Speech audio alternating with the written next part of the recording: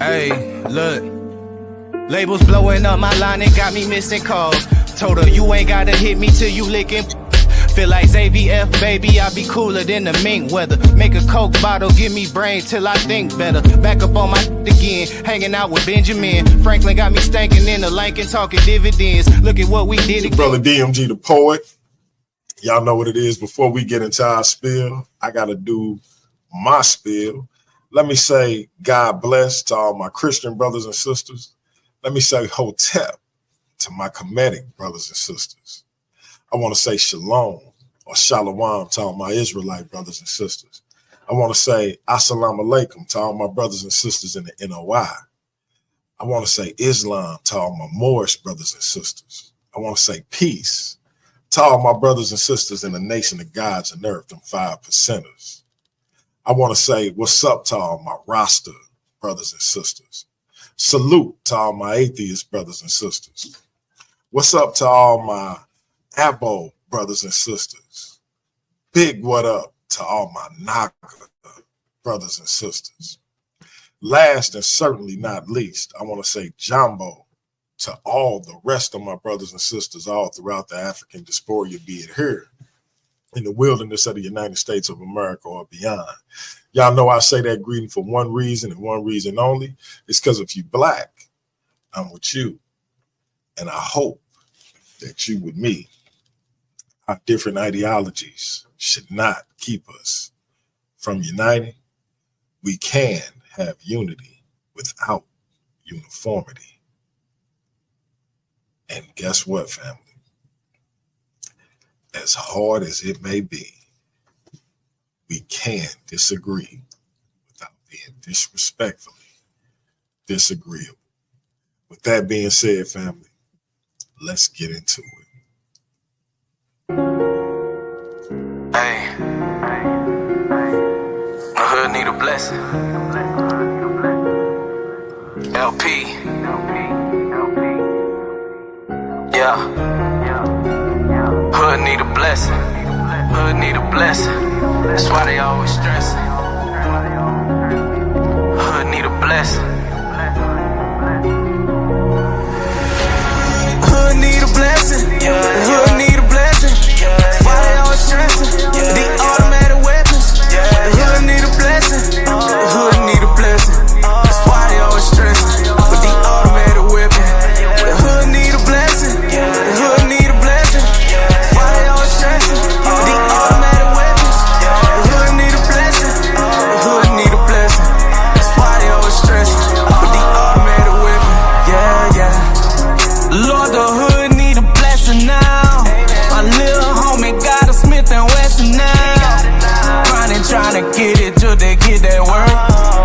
Grinding, trying to get it till they get that work. Every time I turn around, it's bad news and I hate it. They numb to it, they deal with it, stay geeked up, stay faded. They popping all these pills, sipping on that lean. Extendos and they ride slow, they see slow, so clean. But they still ride so dirty, drinking on that dirty.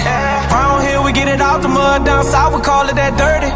Bottom of the map, yep, that's my stomping grounds. Southern pride and them rebel flags, and my people out here busting rounds. The hood need a blessing, the hood need a blessing. That's why they always stressing. The automatic weapons, the hood need a blessing. The hood need a blessing. That's why they always stressing. With the automatic weapon, the hood need a blessing. The hood need a blessing. That's why they always stressing. The automatic weapon, the hood need a blessing. The hood need a blessing. That's why they always stressing. With the automatic weapon, yeah, yeah. Lord, the hood need a blessing now. My little cousin got a Smith & Wesson now. I just got a call, my nephew just got shot. My sister hurting bad, she been through a lot. Lord, I need you to talk to me and answer some of my questions. Church on every block, but ain't nobody getting your message. Lord, what do you want me to do? Why we gotta suffer so much? Nobody got a clue. I feel it like Mike in the clutch. Ready for whatever. I'm stronger and I'm better. World getting so cold. Somebody give me a sweater. Yeah, yeah. Lord, the hood need a blessing now. No mask on his face, 187 now. He just trying to survive to see another day. Please, Lord, tell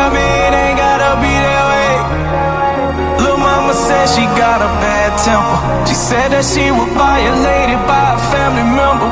I was hurting and my heart was turning black and blue. Then she told me that it happened to her brother too. Lord, the hood need a blessing now. Lord, the hood need a blessing now. The hood need a blessing. LP say black people should get back into church. But my man, the Fit Barber, say, nah. Y'all know what it is, family. It's your brother DMG, the poet, aka the infamous DMG, otherwise known as the HNIC. And we back with another banger for y'all. We got the one and only Chief Ambassador LP the Great, and he's squaring up against my man, the Fit Barber. Some of y'all might want to just call him MC. Either way it go, they about to turn one out for y'all. Somebody about to get cut. Should black people get back in church? I'm going to give my man, the Chief Ambassador, 3 minutes to tell y'all why he say black people should. It's on you, my brother. Well, what it do, man? As he said, my name is LP, aka LPZ, and I just want to share my take on why I believe black people need to get back in church. First and foremost, everybody understands and knows that when it comes to the black community, I'm talking about over the past 150, 200 years, everything has always centered around the black church.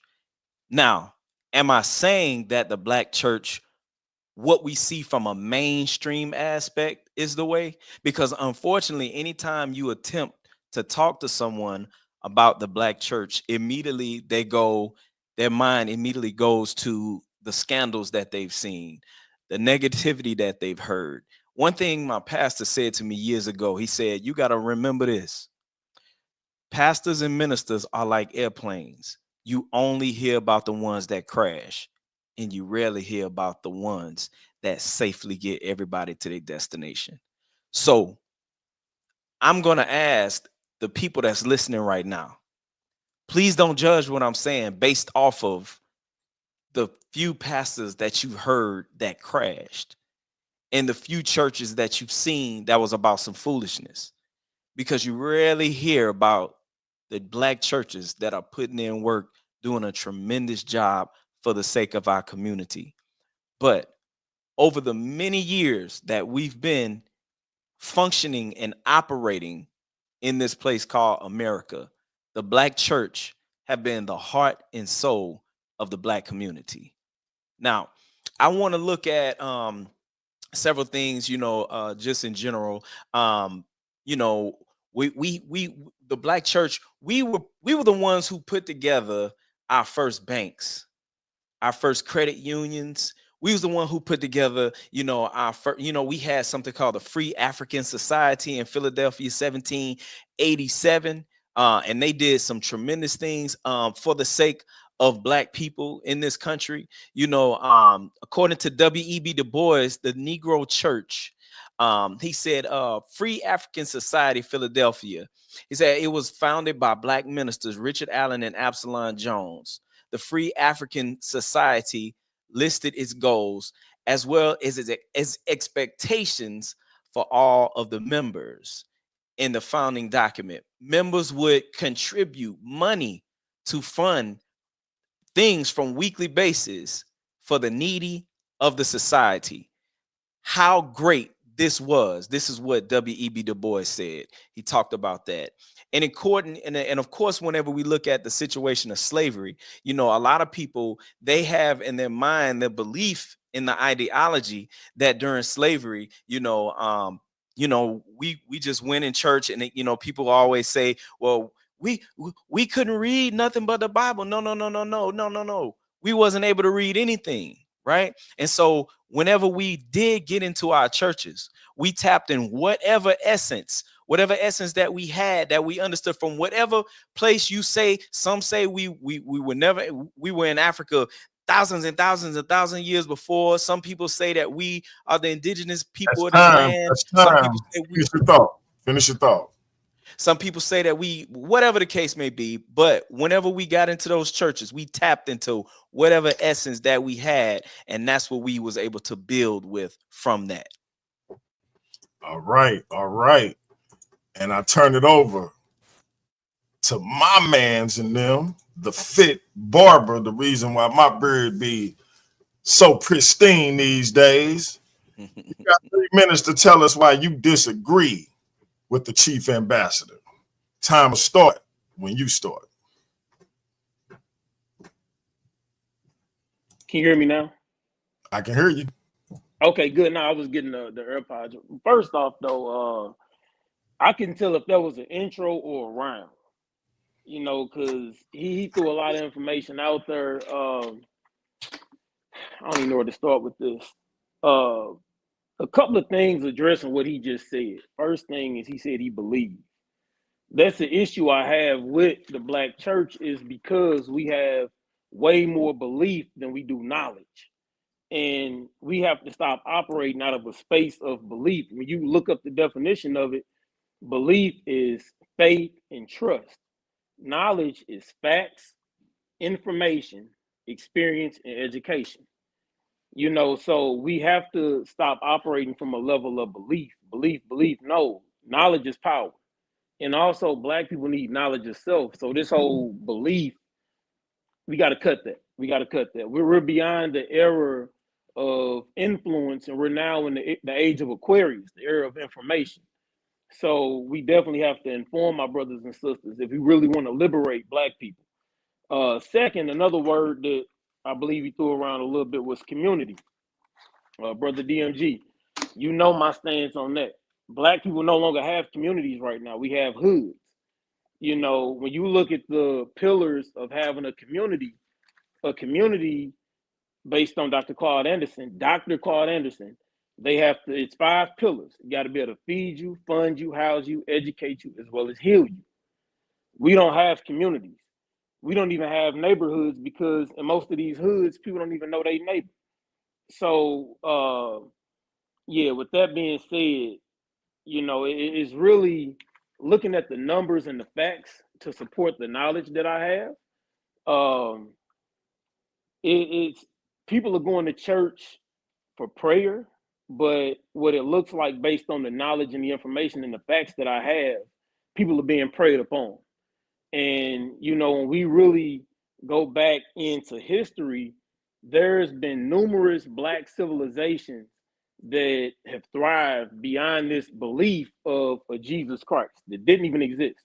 Also, even talking about the banks and things like that happened in America, that's because at that time we had community and there was purpose. There has been no black liberation movement in America.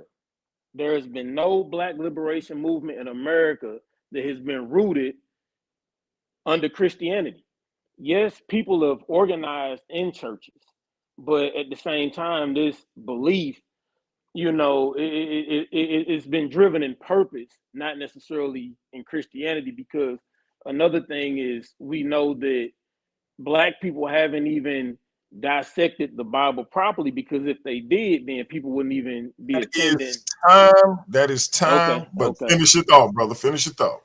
If people were properly dissecting the Bible, then they wouldn't be going to church under this notion of belief, and we will have knowledge of self and self-love. Go ahead. All right. All right. There you have it. LP, check your inbox and let me know. Our brother, the Fit Barber, said he is going to kick this thing off. So, brother, the first round will be started by you. You have 10 minutes to lay down your demonstration in the first round. Time will start when you start. Okay. And I appreciate the 10 minutes. I'm not sure if it's going to take me that long to express this. But I'm trying to even think, where do I even begin with this one? I think I'm gonna roll with, let's see. All right. Topic of debate is Black people need to go back to church. One of the reasons I find that this is an interesting debate topic is because the notion that we need to go back to church implies that we want that we left the church. Well, based on data, actual facts and information, Black people attend church more than any other race in this country. Any other race. Based on Pew Research, that's an actual website if y'all want to, fact check that. November 9th, 2019 to June 2nd, 2020. So the data is a couple of years, 4 years old about. They conducted a survey on Black adults, and 78% of Black adults acknowledged a form of religion. Out of that 78%, 75% acknowledged that they were Christian. Okay. Another interesting fact for me is that, with that being said, Black people, with us being, I guess a minority in this country, we donate more money and spend more money in church than any other group. As of 2023, they have 11.5 billion spent. Now think about that. That's 11.5 billion dollars last year. And give or take, my sources, on the websites, it could be a little more, could be a little less. You can't really get an exact number. However, with 75% of Black adults saying that they're Christian, we spent $11.5 billion just in 2023 in church. This notion that Blacks need to go back to church, I'm still finding myself mind boggled, because based on the facts, we're still in church. However, with that being said, let's see, I got some more information here. When you look at the Black wealth in this country, the numbers don't show significant growth, from the end of slavery in 1865, looking at the amount of wealth that we had at that moment in time, to fast forward to now. Granted, Black people were economically, as a collective, better in certain moments throughout history, but once again, like I said, that was not rooted in the Black church. Let me see, what's another? Also, let me see. Hold on, I'm trying to get my data together here. Let's see. Another. Let me go. So once again, I guess I was approaching the angle of economics, because when I look at Black neighborhoods, we struggle with crime being a factor, because I believe, like I said, the thought that Black people going back to church would be addressing just this current state of our being. We're dealing with high crime rates, high crime, poverty, all things of that sort. And even based on the FBI.org, 51.2% of Black people locked up have committed economic-based crimes. And to me, that's another discrepancy that I have, because with the amount of money that the Black church is collecting, and most of these Black churches are in Black neighborhoods, but yet we doing all these economic-based crimes. We sitting back talking about reparations, waiting on government handouts. That's another issue, so that's one of my angles of approach with why I look at it like this is a crazy, topic of debate. Another issue that I have about the Black church is it seems as though it's taking advantage of the vulnerability of Black people. And Black people being in America, we've been so vulnerable and taken advantage of, not only from a financial standpoint, but in every aspect of our existence. And when you think about the health of black people. Black people are more likely to develop cancer than any other race. We're 30% more likely to have a heart attack, 50% more likely than white people to have high blood pressure. Stroke risk is higher. Black women have a higher maternal mortality rate. And I say all that to say because, once again, when you look at every other group, black people being the highest rate of people that go to church out of every other group, but every other group is economically better than us, healthier than us. They have better means of education. So it just leads me back to that number of $11.5 billion in 1 year. It's like, where are these resources going? So, and that right there just makes me think about, in 2024, why would we be going back to the church? And as far as the information surrounding, the facts and the knowledge behind, Christ, Jesus being this made up entity, I mean, that's one of the angles of approach that I have. It even, when you look up the Council of Nicaea 325, even going beyond that, understand how, where we at? My bad. I just saw y'all pop back on the screen. How much time I got? You have 3 minutes, 25 seconds. Oh, okay. All right. But yeah, going back to what I was saying, even this psychosis that black people are in when it comes to church, and not having the facts and information and knowing how to even break this stuff down, even the story, the Adam and Eve story, that goes back 6,000 years. We've had civilizations before that.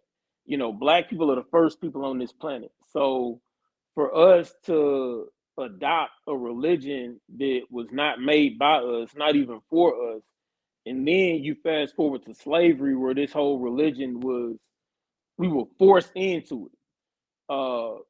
Is crazy.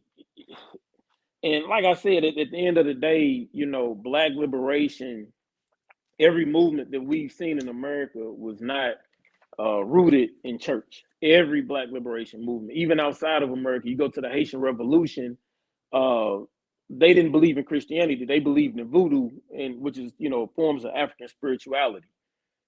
So,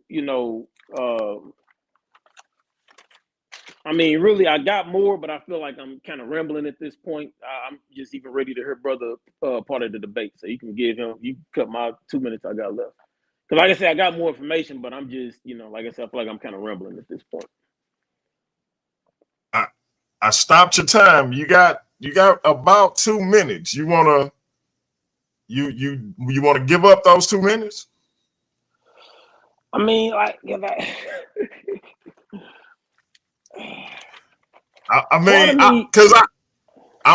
just making sure, because I don't know. That's 2 minutes. I guess I can take it. Like I said, part of me, I guess I just kind of felt like I'm going down this tangent, but like I say, the numbers and the facts are here when it comes to, and also, granted, this is my first debate this style. Being in the barbershop, I'm used to saying something, somebody else saying something, but so yeah, thank you for starting the time back. But like I said, just looking at the research I've done, black people are still in church. So it kind of debunks this whole debate that we need to go back to church. And then when I look at, like I said, the liberation movements that have taken place, it wasn't rooted in Christianity. The reason people utilize the church, in post-slavery, Jim Crow era, is because where else could we congregate? And the reason I also say that other movements haven't been rooted in Christianity, because I look at what Garvey did that was rooted in purpose. It was never, oh, Jesus is our Lord, and that wasn't it. Dr. King, by definition of what a Christian is, you could kind of say he wasn't a Christian. Dr. King didn't believe in the idea of a virgin birth, a second coming, or even the existence of hell. Malcolm X, we know he was Muslim.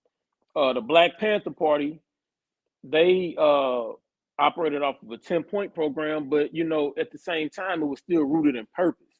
So, with that being said, in regards to the liberation of Black people and freeing up our minds, this belief and adoption of Christianity, I just don't see it being beneficial when we're spending more money than any other group in this country in church, but we're still falling short.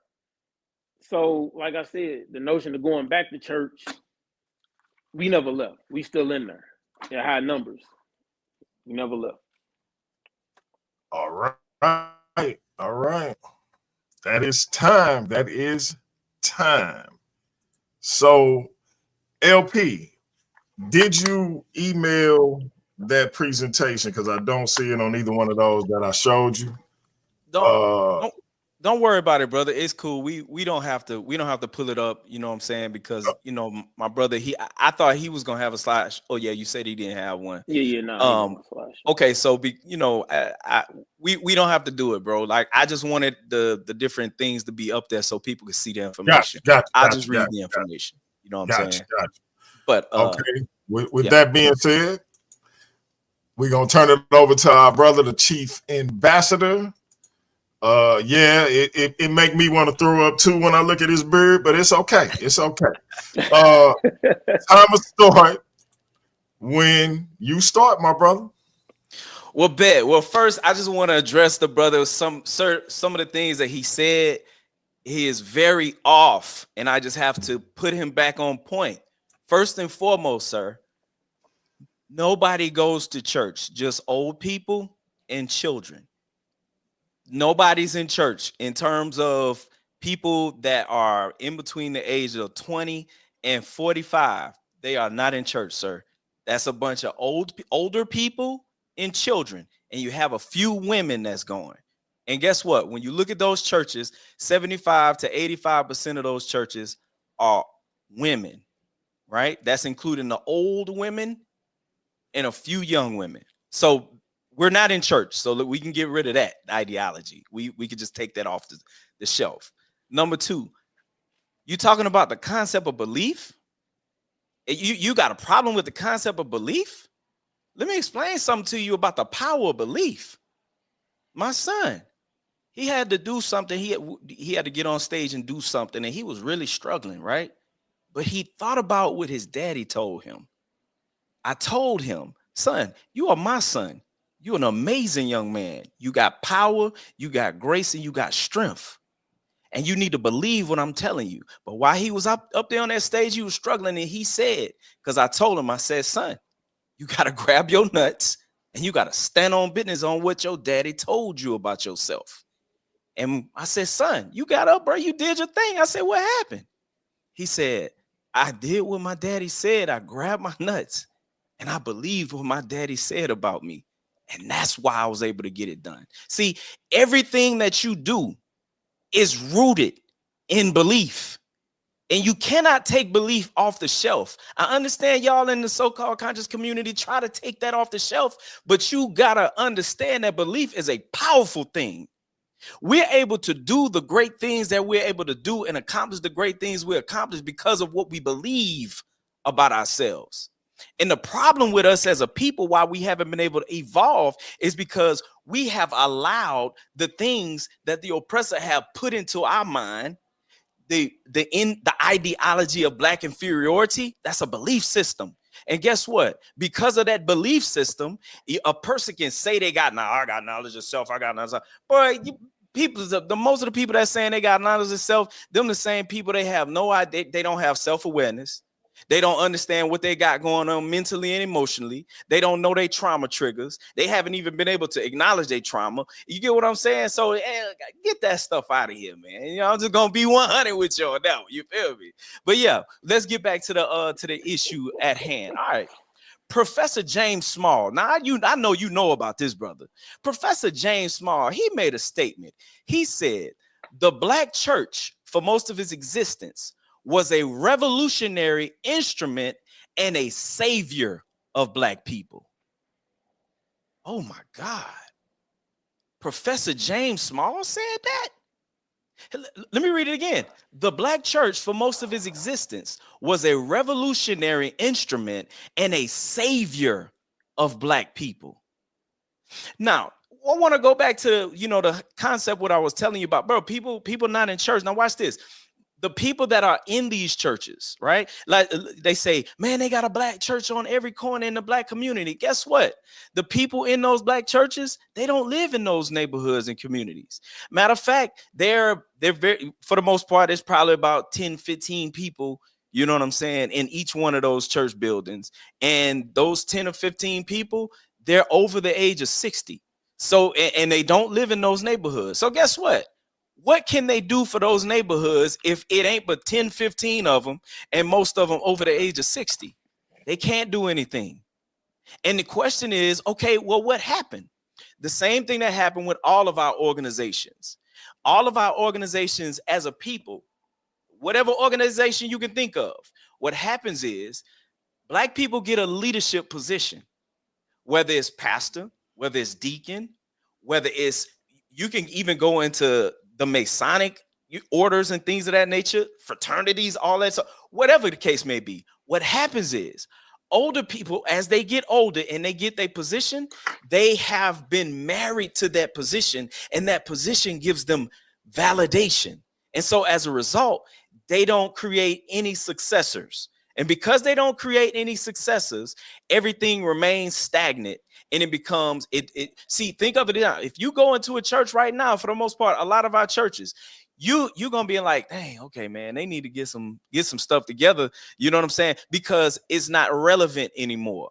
And it's not relevant anymore because leadership have done a poor job with creating successors. And the reason why they don't do it is because they've been married to that position, that leadership. That's an issue that we have with our HBCUs. And you know what I'm saying? We could talk about that forever, but you cannot take away from the value that the black church have brought to the black community, even to this day. Our private HBCUs, our privately owned HBCUs, they were started and funded by the black church.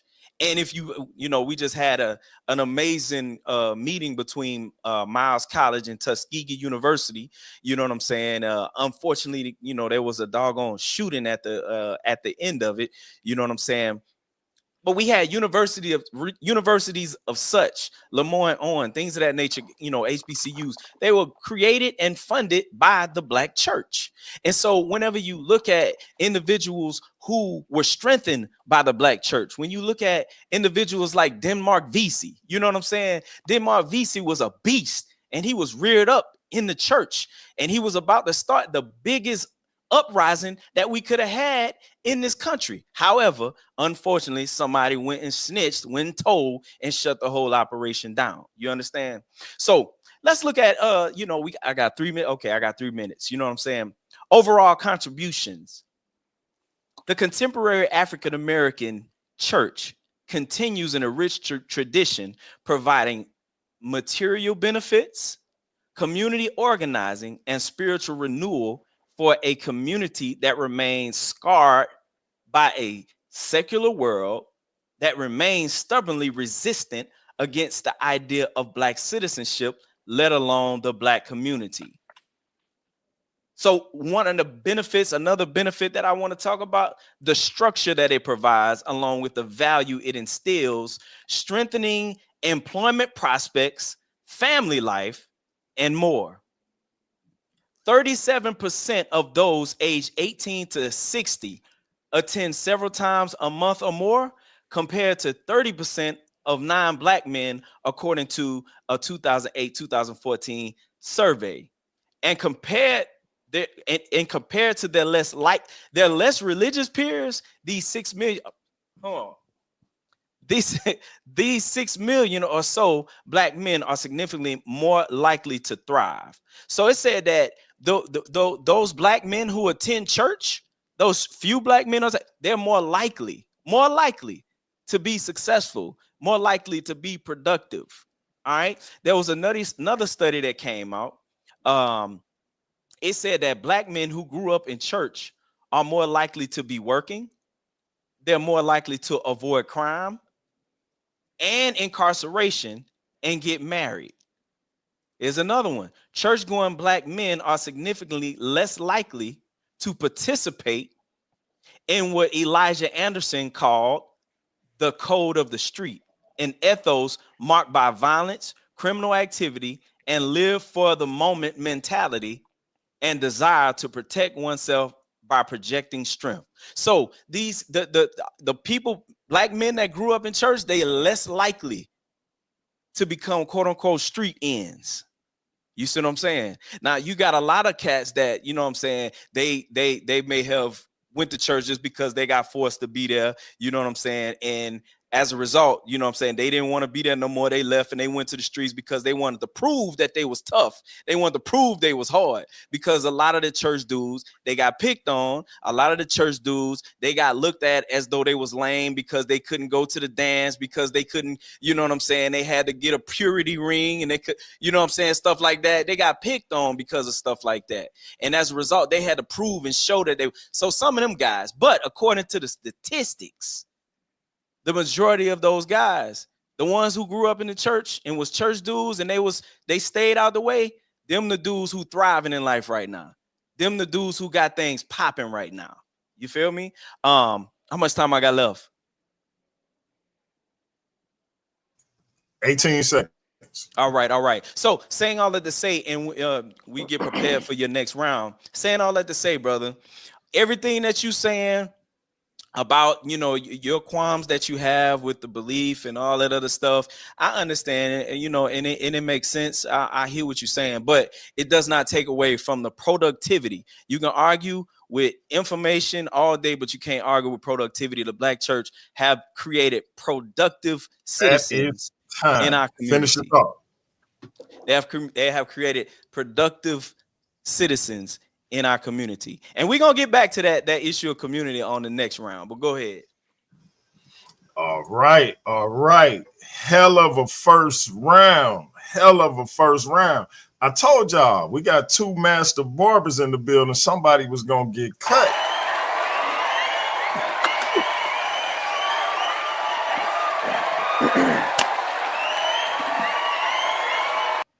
Shout out to both brothers. For a powerful first round. We're going to turn it back over to the Fit Barber for his second round. 10 minutes will start when you start, my brother. All right. Couple of things. That was a dope story about you and your son and, you know, the whole thing of belief. The difference is you told him something. So therefore, to me, that's he knows you. So it's like that's knowledge. Granted, he had to believe in himself on that stage, but he applied the knowledge that you were giving him, telling him knowledge itself and that he was great. So let's address that. You know, just I had to, you know, go back to that. Also addressing, you know, you were talking, I want, and that's why if you can chime real quick, just if you can answer this for me. You were saying that there was a lot of old people that's in church right now? Absolutely. It's full of old people. So are they still not black people? Like you saying that black people need to go to church, old people don't count? What are you saying that they're already there? Right. Either way, but the thing all right, fellas, y'all got the question and answer period coming up. Yeah, we get back to that because I'm like, it's almost like it's saying maybe the debate should have been black people between the ages of 25 and 40 need to be in church. I don't know. Even that data of black men that grew up in church are more likely. I grew up in church. I know you did. But at the end of the day, I read myself out the damn Bible. Mute out LP. You are who you are because you was in church. You was out the way.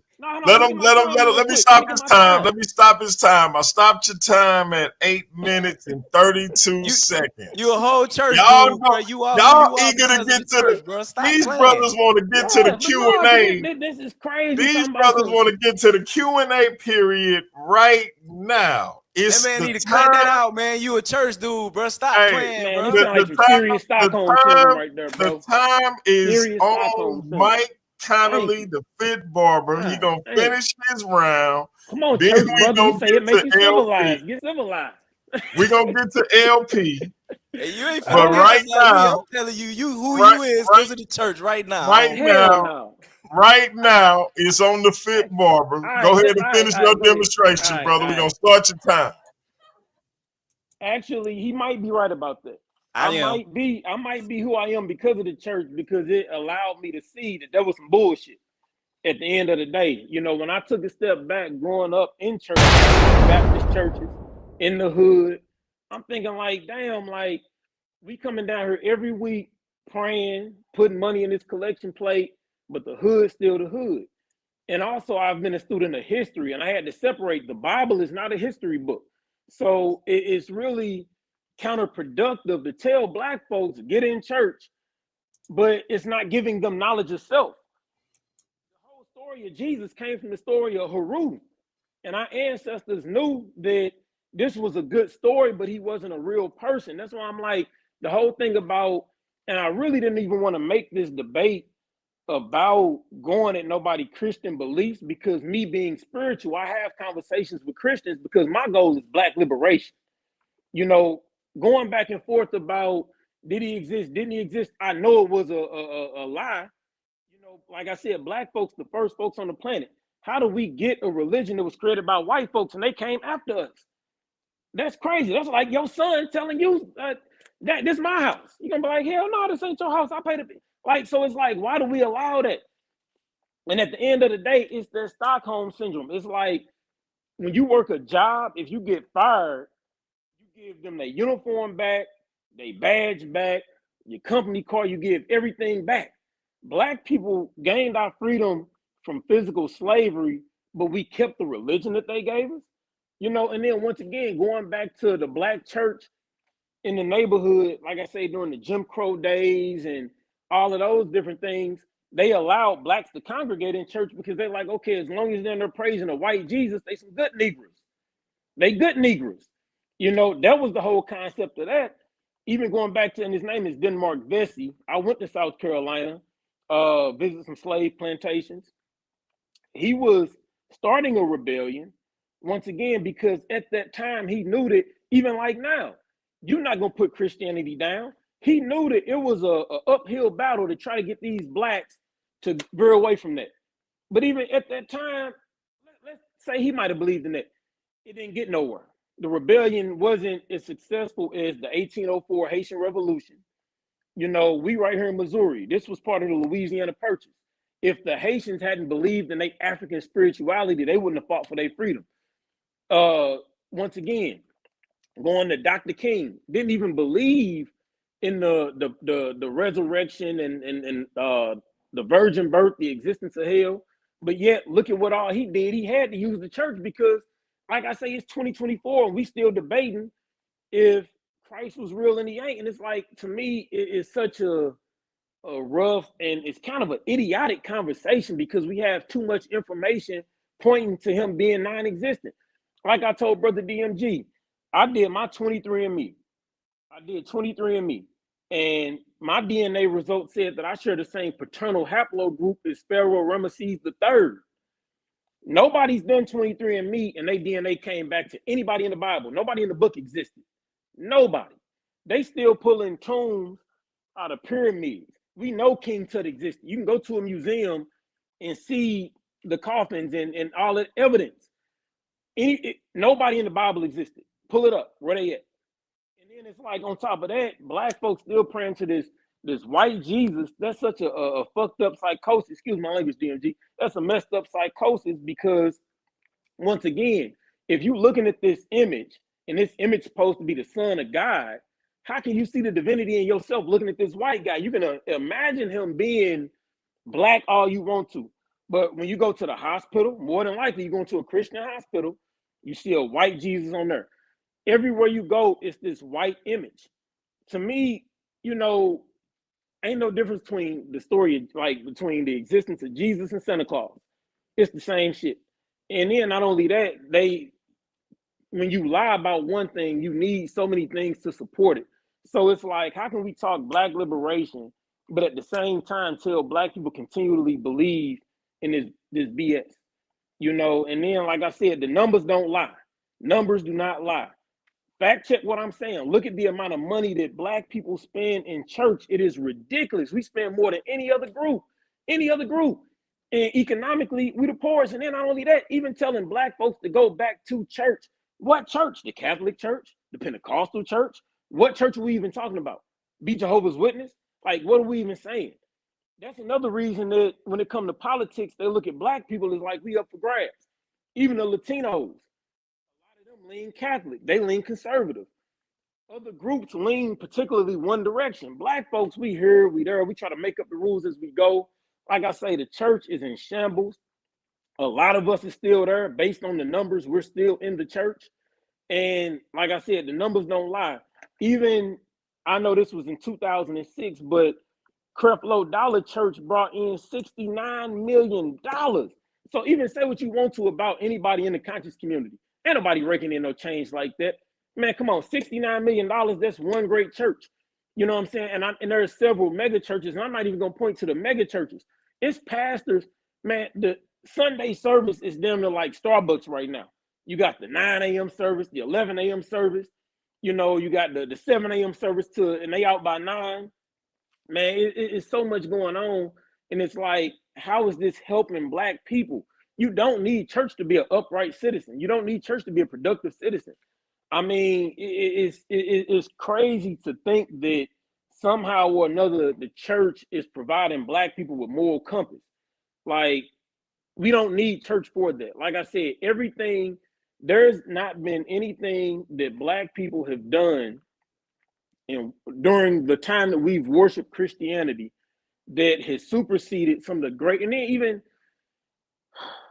with that even being said, going back to all of the great civilizations that we've had, whether it's ancient Kemet, whether it's the Dogon people, Nubia, all of these great civilizations, it was not under Christianity. So to come to now and think that black people somehow need Christianity, we really need to give that back. Because like I said, while we going thinking that they praying for us, they praying on us.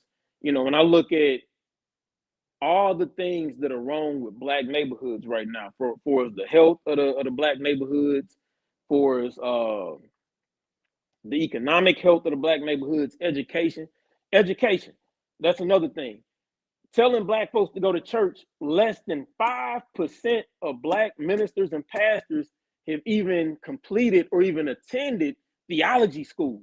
So that's another thing. They going off hearsay and influence. Oh, my daddy was a pastor, so I'm a pastor. Like, forget all that. Go to theology school. Even if you were saying blacks need to go to the Catholic Church to be a Catholic priest, you need all types of seminary training. You got to understand biblical law. So we got all these pastors in these churches that don't even know what the hell they even read. They don't even know how to break this shit down because they ain't even going to theology school. Less than 5% are going to theology school. That shit is crazy. Another thing is, a lot of these pastors, I think the reason people are turned off by the church is because pastors have stopped speaking truth to power. Dr. King spoke truth to power, he died about it. Steve Biko spoke truth to power, he died about it.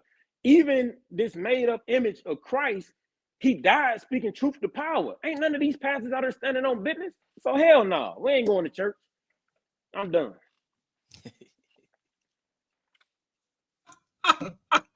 That is time. That is time. Oh, the church. The hell? Church is Shout chicken. out to the Fit Barber. My man LP.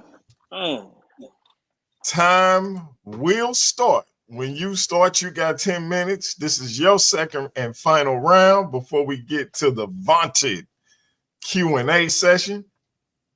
Time starts when you start, my brother.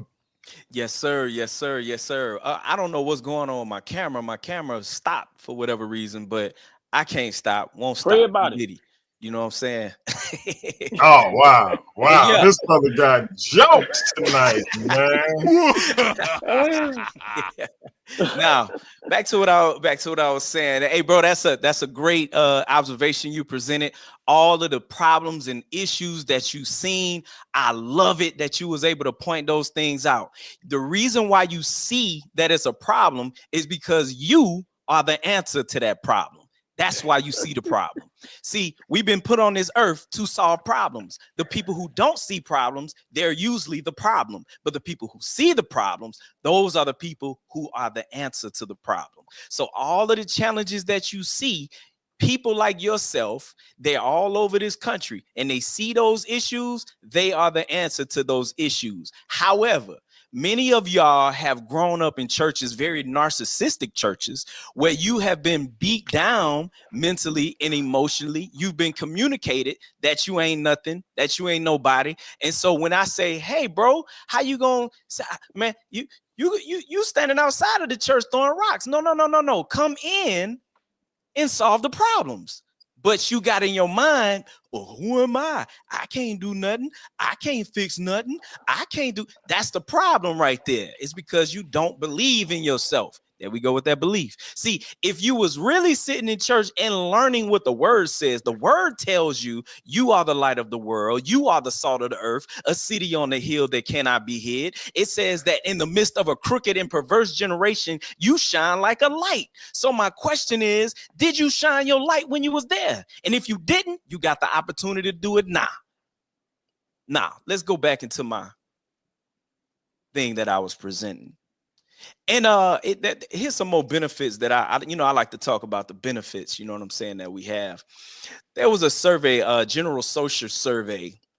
It shows that 15% of 18 to 40-year-old Black men who don't attend church were unemployed and not attending college between 2008 and 2014, compared to just 9% of church-going Black men. So the church-going Black men, they was getting more jobs and they was attending college more.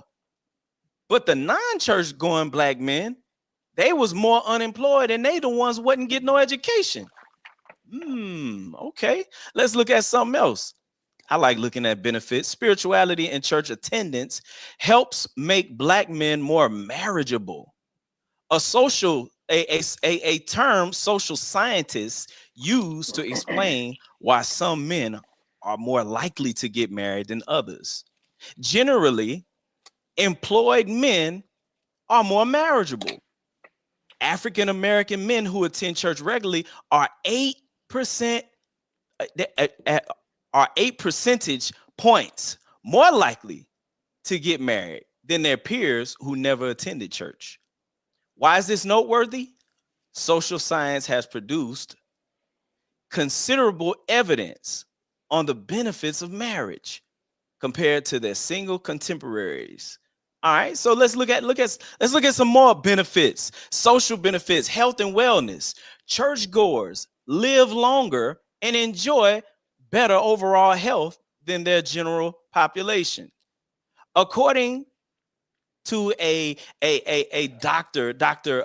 Linda Powell of Chicago Rush's University Medical Center, she said church culture promotes positive lifestyles and discourages bad habits, risky habits, and things of that nature.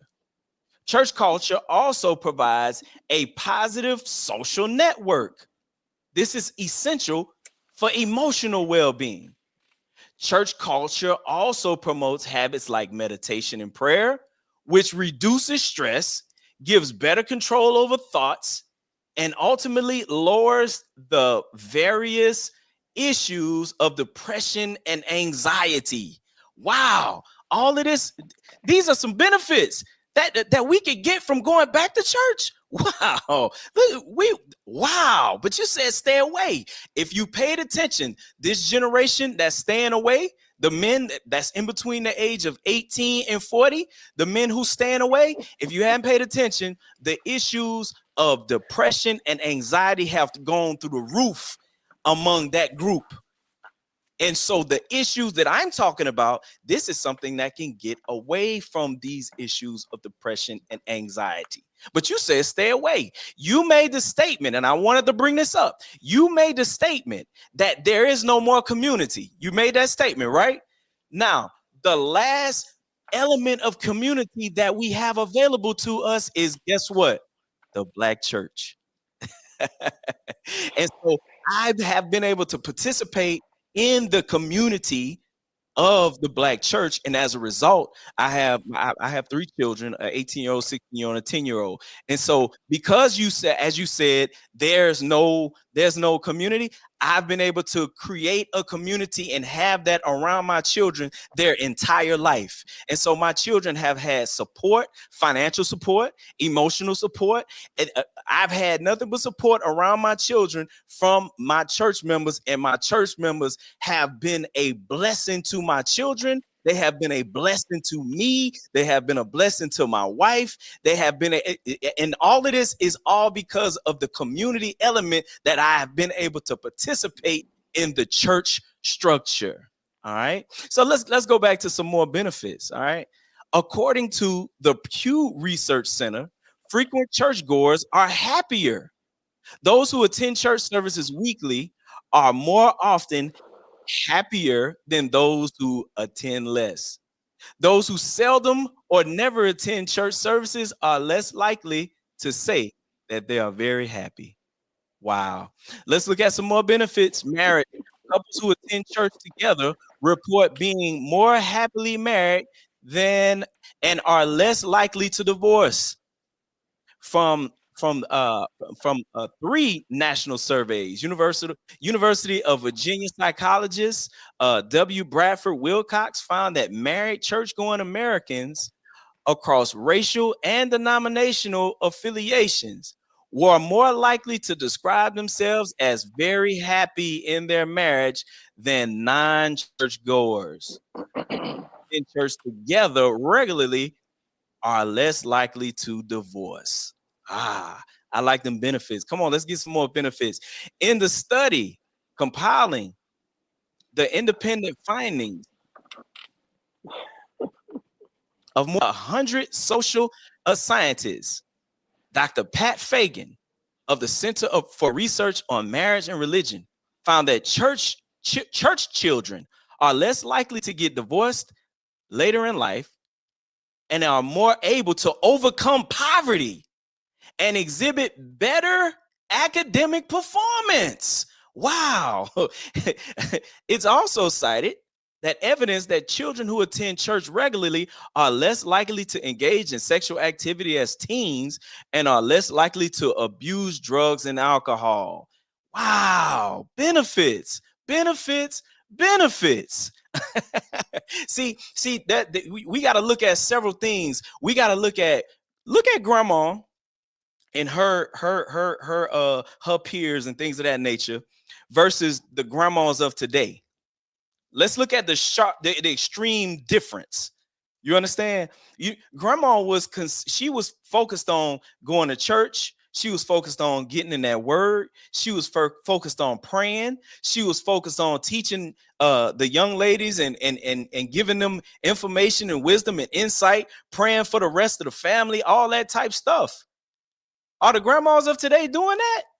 Because the grandmas of today ain't in church. They still hitting the club. Are they doing those things?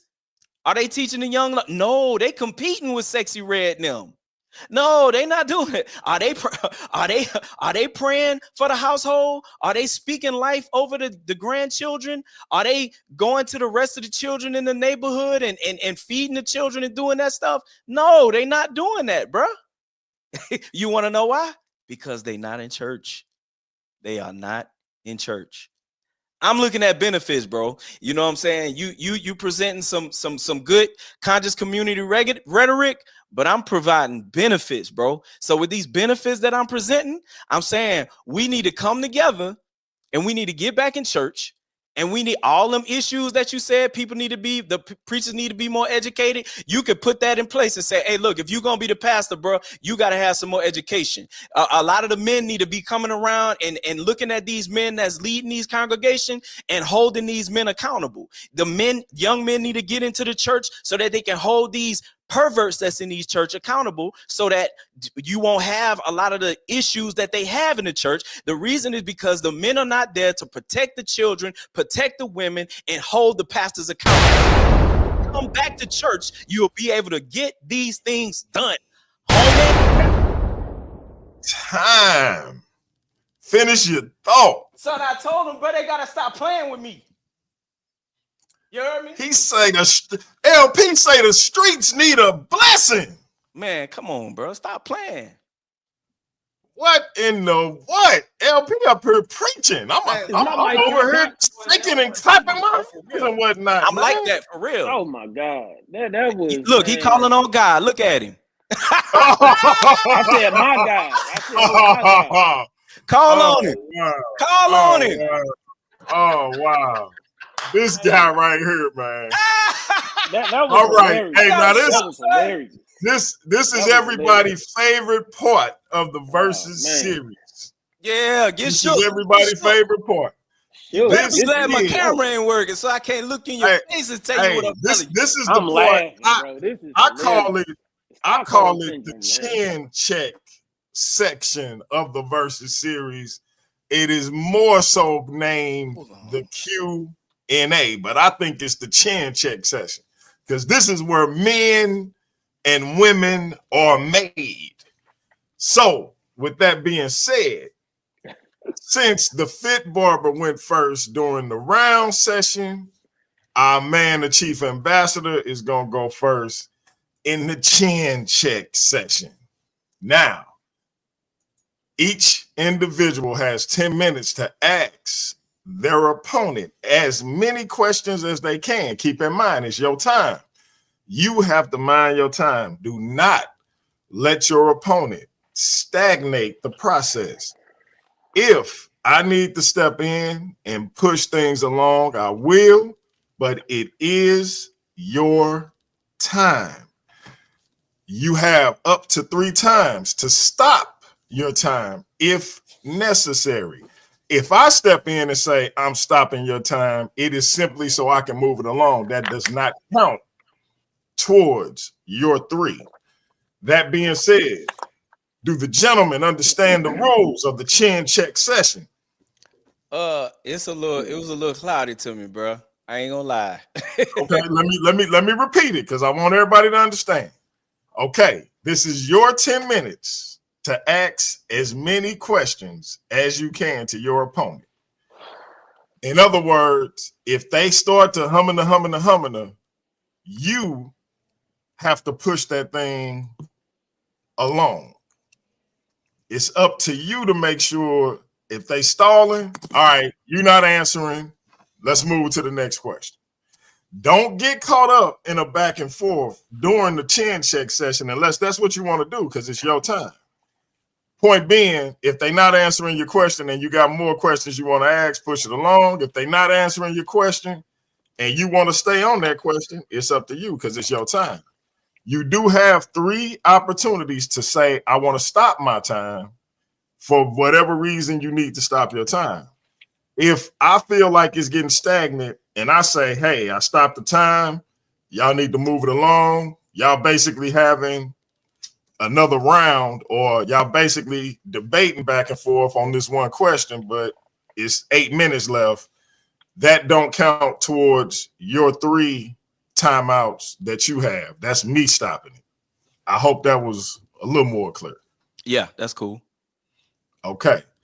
So, LP, it is on you to kick this thing off. You have 10 minutes to ask the Fit Barber as many questions as you can. Time will start when your questions start. All right. First and foremost, my brother, have you considered the fact that you have a serious call on your life and you have allowed circumstances, you have allowed things that have taken place in your life to deviate you and pull you away from the call on your life? Have you not heard this, what I'm asking you, what I'm saying to you before? Have you not heard this before, what I'm saying to you?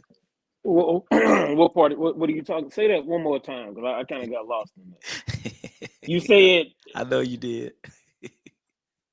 Go ahead, man. You want me to ask the question again? Yeah. Yeah. It sounded like AI for a second. I don't know. Go ahead. Ask the question. Okay. It's very obvious that you have a call on your life. Okay. All right. Now, did you allow circumstances and things that took place in your life to pull you away from that call that's on your life?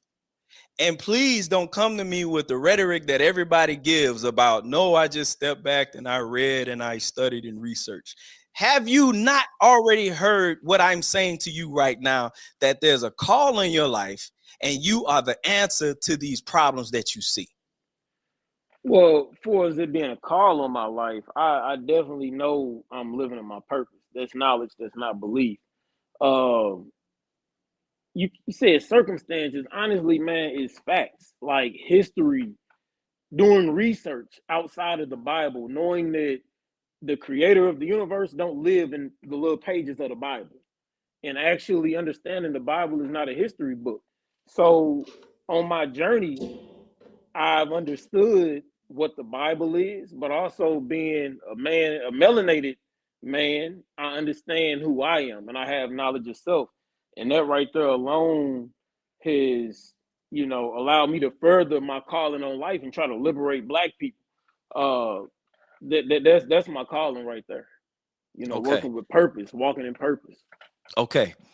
Now, science have proven that human beings, whenever they are spread abroad, science have proven that that's not healthy for people in terms of mental health, because we were not created to live in nuclear families. We were created to live in more tribal settings where you have groups of people surrounding children. One of the biggest issues that I have is what's going on with children, because see, in the way humans were created to be raised by mama, daddy, uncle, auntie, grandma, and on both sides. That's the way humans were supposed to be functioning and operating.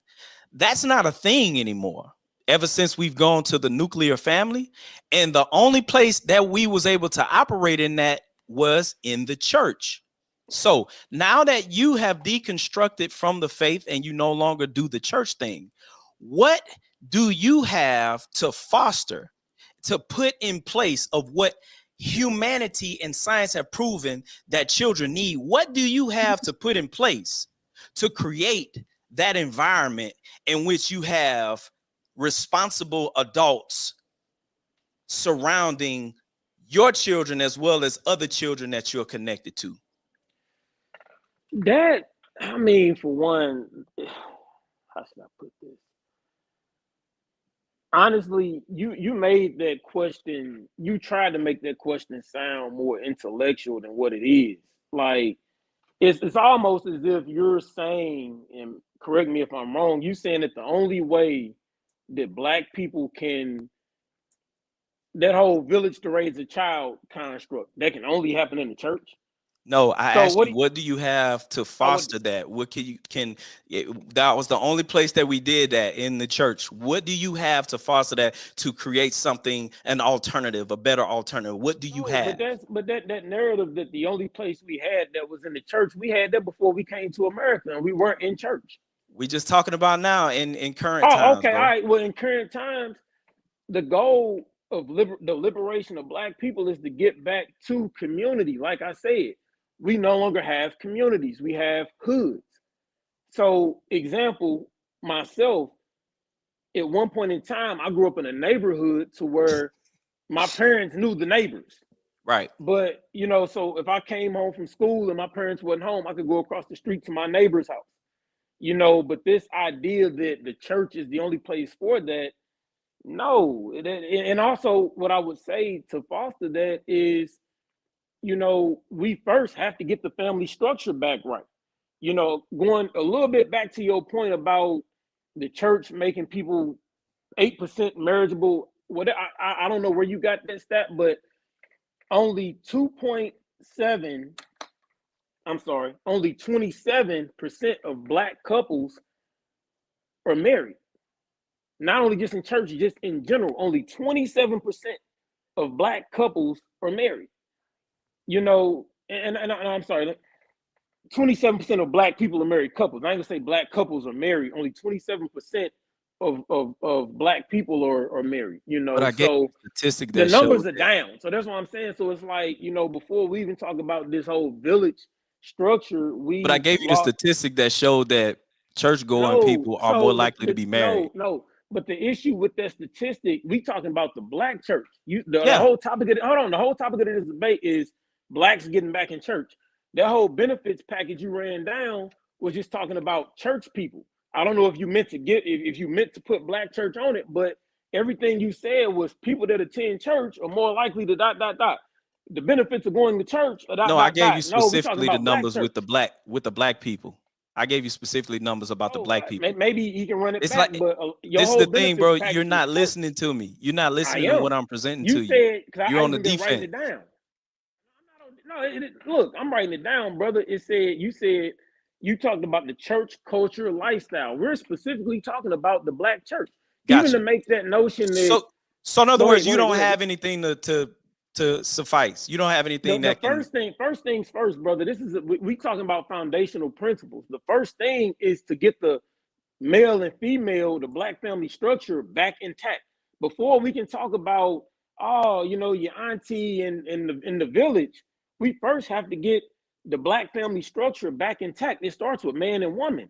But I just Right now, presented information about churchgoers being more likely to be married, being more churchgoers. likely to be happy Black in marriage. churchgoers or just churchgoers? I'm saying you keep cutting me off. You're not listening to me.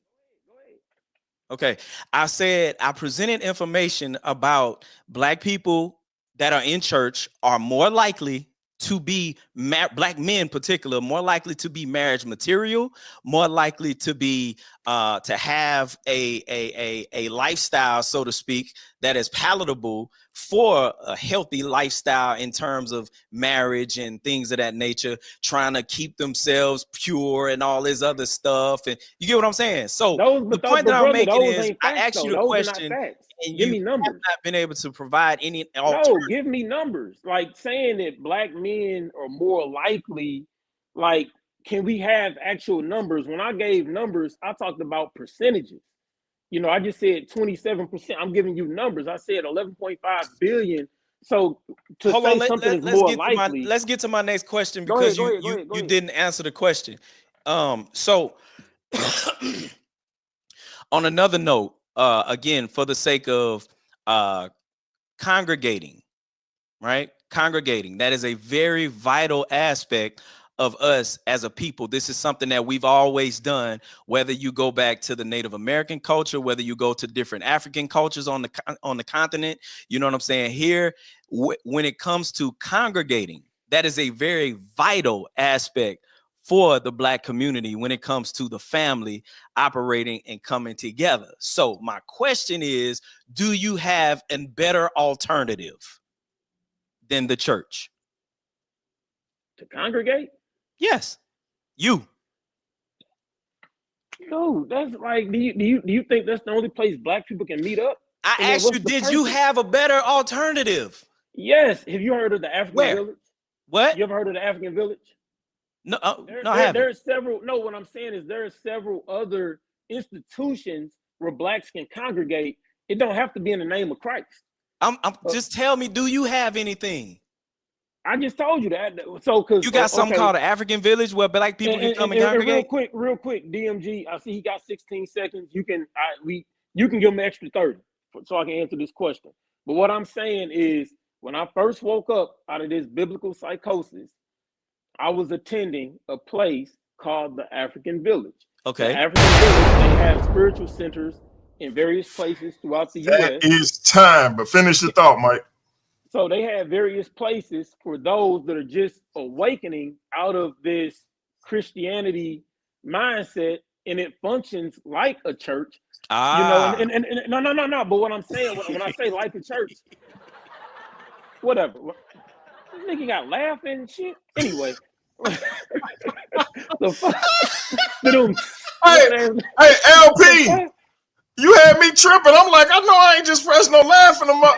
This dude got his own sound effects. This cat is off the chain tonight. Hey, come on, at least get some black laughing sounds. You got white folks over there laughing. But anyway, did you say you at least gotta get some black laughs? Are you serious? At least do that. This dude's so blackity black, bro. I swear. Hey man, this is Alan Payne's CB4, brother. What we doing? Black, what do you mean? Like, what kind of dog? If we ain't doing this shit for black, then what are we doing? Like, what are we doing? Bro, you so woke you can't even have a laugh track with white people? Hey man, this is Alan Payne CB4 black, brother. Dog, Man, like, stop yeah, playing, bro. that's You what I'm bro, you saying. ain't gotta perform for the camera right now, dog. Stop Who playing, we bro. talking You about going me? too far, man. For Go one, ahead, it's your turn. that was a joke, like the laugh was. But at the end of the day, like in anyway, but the point that I'm making is, you know, the African village was for those that felt the need to have that type setting, because when you wake up, for one, most black people have been Christian their entire lives. So like myself, you know, it was until about maybe 2012, 2013 when I started to wake up. At that time, I'm like 25, 26. So I've been believing in this whole Christianity thing that whole time. You can't just say, hey, get out the church. Jesus ain't real. There has to be a process to this. And in a part of that process, you know, there are places like the African village. Before it's congregating, we don't With need the church children? to do that. All I take my son right. and everything. We They gotta got turn it children over. too. We gotta turn it over to the Fit Barber. Yeah, it's your Fit, turn. Ask some questions, G. you have 10 minutes to ask LP as many questions as you can. Keep in mind, this is your time. If you I'm gonna feel the knock them brother questions out the park. is stagnating on the question, you can move on to the question. You can pause your time up to 3 times. If I feel like it's getting stagnated, I will step in and stop the time that will not count towards your 3 timeouts. If that's not understood, let me know. Otherwise, I got time will start when you start. So my main question, and that was the whole part that kind of had me mentally scrambled even coming into this, is this whole thought, or even the title, Black People Need to Get Back in the Church. So my first question is kind of a 2-part question. And in hearing you talk, it makes me question, are you saying that Black people need to be liberated, or should we continue to assimilate? And then also another question is, what church? Because there are several denominations, there are several churches. So should blacks be Jehovah's Witnesses? Should we be Catholic? But ultimately, I guess I want to know, are you for the liberation of black people, or do you want black folks to just assimilate or keep assimilating into white society and, you know, try to fit in this narrative? What are your thoughts on that? Okay. First and foremost, I just want to acknowledge the fact that you said that you was going to the African village and y'all was congregating. Based off of what you presented, that was church.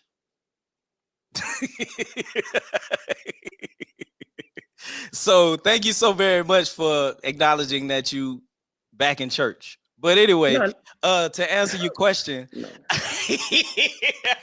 you can't help it, bro. You a church dude, bro. You can't help it, man. No. And like hold on real quick, even to address that. Hold on, let me finish, bro. Hold on, but that was in the process of leaving Christianity. That was back in 2013, and but go ahead, answer the question. Yeah. Well, you have to understand, the person that you're talking to, this ain't just cap. You feel me? For me, when it comes to the liberation of black people, this ain't just Facebook cap. You know what I'm saying? I'm actually out here with the people, for the people. You know what I'm saying? I do peace marches in the most dangerous communities in this city. You know what I'm saying? Well, we going out and we, you know, providing food, we providing resources, we providing toys for children, we going into the projects, we doing this. This is something that I have been doing for many, many years, and I do this on a consistent basis. Not only that, I'm very active in the school systems. I do volunteer coaching. You know what I'm saying? I'm in the school system teaching. You know what I mean? Not only that, you know what I mean? I'm doing life with these children. Over the past 20 years, I've been able to see some of the most hardened criminals, gang members, you know what I'm saying? People that's out in the streets that know. Get back to the question, bro. They're currently in. Hold on, bro. You don't do me like that. I'm because I'm like, it's this whole, like, come on. I asked a specific question. Said you like facts, right? I'm giving you facts. I can't prove it, but go ahead. Okay, hey, bro, you check my resume, homeboy. But look, I'm him for real. But Okay. but like I was saying, all of these things that I do, they were inspired by my local church, the local church that I've been attending, because there was people who have been able to put their neck on the line on my behalf to help me to come out of darkness, and I've been able to do the same for this generation behind us, and I've been doing it for 20 plus years. This ain't just no internet stuff where I get on the internet and say blah blah You blah still not or answering the create some question, brother. barbershop Brother, banter. that's This great. is That's what I great. do. That's great. I applaud you for that, but you still haven't answered the question. I said, are we about liberation or I'm assimilation? saying And then what church? this what I Those are my do, two have seen questions. black people liberated as a result of How? what I have been doing with the church. What? So hold on. So you telling me doing good in the community is liberating black people? Like, Absolutely. no, no. At the end of the day, if Seeing you're black not people come out of the streets and bro, become no. productive citizens. That's a piece. That's an inkling of it. But if you're not liberating the minds of people, No, bro, you want everybody to do what you do. That's not something at you all. learn No, not at in your all. Not at church. all. Not at That's all. that no, listen. I could tell you went to one of them manipulative churches that twist people's No. mind, that everybody got to do what the pastor do and say what the pastor say. So what you doing, you trying First to off, make everybody you do didn't what even. you do. Okay, so what church? Right now, like my question, you keep veering off. The question was liberation versus assimilation. And Yes. then not only that, another question was what church? Like you keep saying church, church, church. It's so many denominations of church. This is the problem right here. Yeah. Like being, and I'm sure you've seen it in the barbershop. Yeah. So many black people are divided. I didn't see more niggas in here arguing about the Bible and what they scriptures say versus what this pastor say over the Jordan and LeBron debate. Yeah. So it's like to tell black folks go to church. If you like, hey, brother, go to church. And then the brother go to the Catholic church. Like, what are we doing? And I'm saying is for a good moral compass and to be an upright citizen and human being, you don't need church. That's You don't very need true. it. But you didn't answer the question. What church? What church are we Okay. talking about? Any church? It don't matter. What church? Okay. Now, I'm glad you What asked church you that go? Hold on question. real quick. The Simple question. word What church you church, go to? the word church is the Go word ahead. ecclesia. It's called out people. It has nothing to do with a particular building. It has nothing to do with a particular denomination.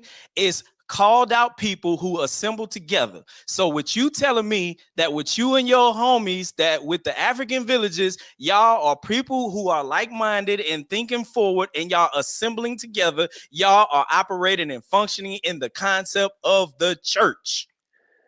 So Man, thank this some you. old.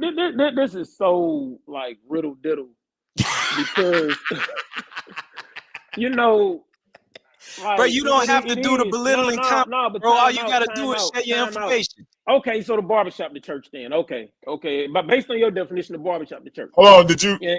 say stop your time or no? No, I didn't. No, I Oh, you okay, ain't okay, saying okay, stop. okay. Yeah, My yeah. You bad. keep going. You keep going. Yeah, because it's it's very riddle diddle because at the end of the Why do day, you have to do the belittling comments, bro? Just share your information. and I guess because, bro, I get real passionate about this. Like I say, I don't know what city you in, where you from, but the way I feel about black people and the condition that we in, right now, to me, it's about the foundational principles to get the family structure back together. That way, we can get the community, we can start building communities, and that way we can thrive. When I look at the amount of money that blacks spend in church, when I look at the health disparities that we have, and when I look up what quote unquote the black church is, even online, I was given a definition to say, oh, you going to the African village, that was a church. No, we all know when people talk about blacks and black church is You rooted said in it. the Bible and Christianity and all of those things. And it's like at the end of the day, when I think about black people in the Bible and Christianity, I don't know if you ever seen that movie Titanic, but when the ship is sinking and everybody else getting off the boat, it was a lady tucking her kids in and reading them a bedtime story while the room filling up with water. Yeah. And that's literally where black people are at right now. And So ultimately, that's like what I me and my said, family at in the church. but see, it's beyond you and your family. I No, I'm think it's asking. great. Hold on. It's great that you and your family are doing great. I love that for you. No, I'm my family asking. doing great as well. I'm asking, are we sitting in the room with the water filling up, reading the bedtime Black story? people as a collective. See, that's part of the issue. The people as a collective ain't in church. No, we looking at they on the internet. Okay, well, we spend the most money in church than anybody. So if we not there, our money's in church. Yes, and that money that we using is providing resources for the people, bro. We know how when it comes to food, water, when it comes to food, water, and clothing, the church, the black church is the only entity in our community that's providing those things, bro. Food, water, and shelter, bro. That's what the church is providing. Are you providing that? No, you're not. Stop it. Like it's that's what I'm saying. It's mind-boggling. It's mind-boggling because at the end of the day, black people need more than just a family. You gotta provide it.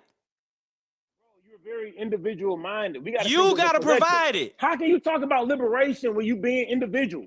That what you're saying, you have to provide it. You. Look, but you don't need church to do it. And at the end of the day, black folks are spending more money in church than anybody. So and no, that money is being gone. It's going to schools. The church is praying on us while we praying. No, bro. No, you going on.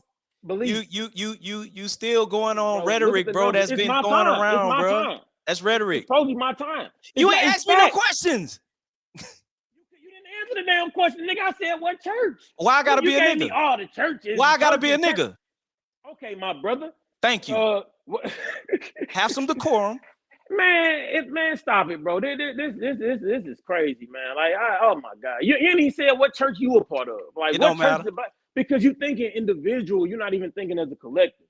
And then even not only that, black people going to church spending all this damn money when the leaders of the church, less than 5%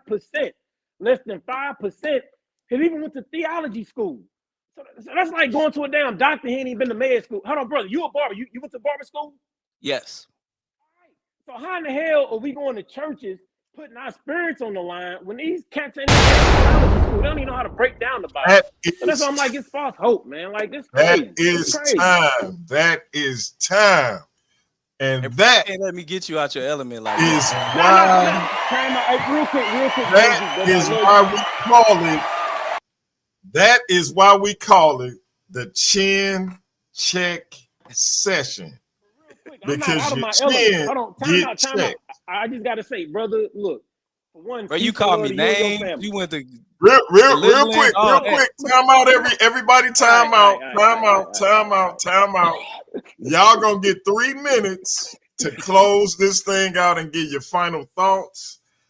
I have a question for each of y'all. Do y'all want to open this thing up for the chat, or do y'all want to get out of here? You know, what time is it? You know, I represent the minority, bro. So you know, I'm sure the chat, they got pitchforks and torches after me. I don't know, man. You had them in there supporting you, so I don't know.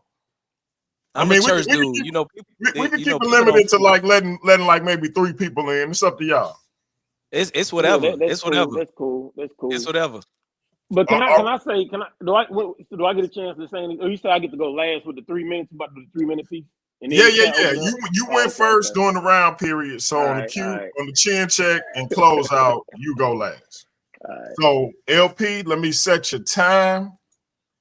That is why they call it the chin check session.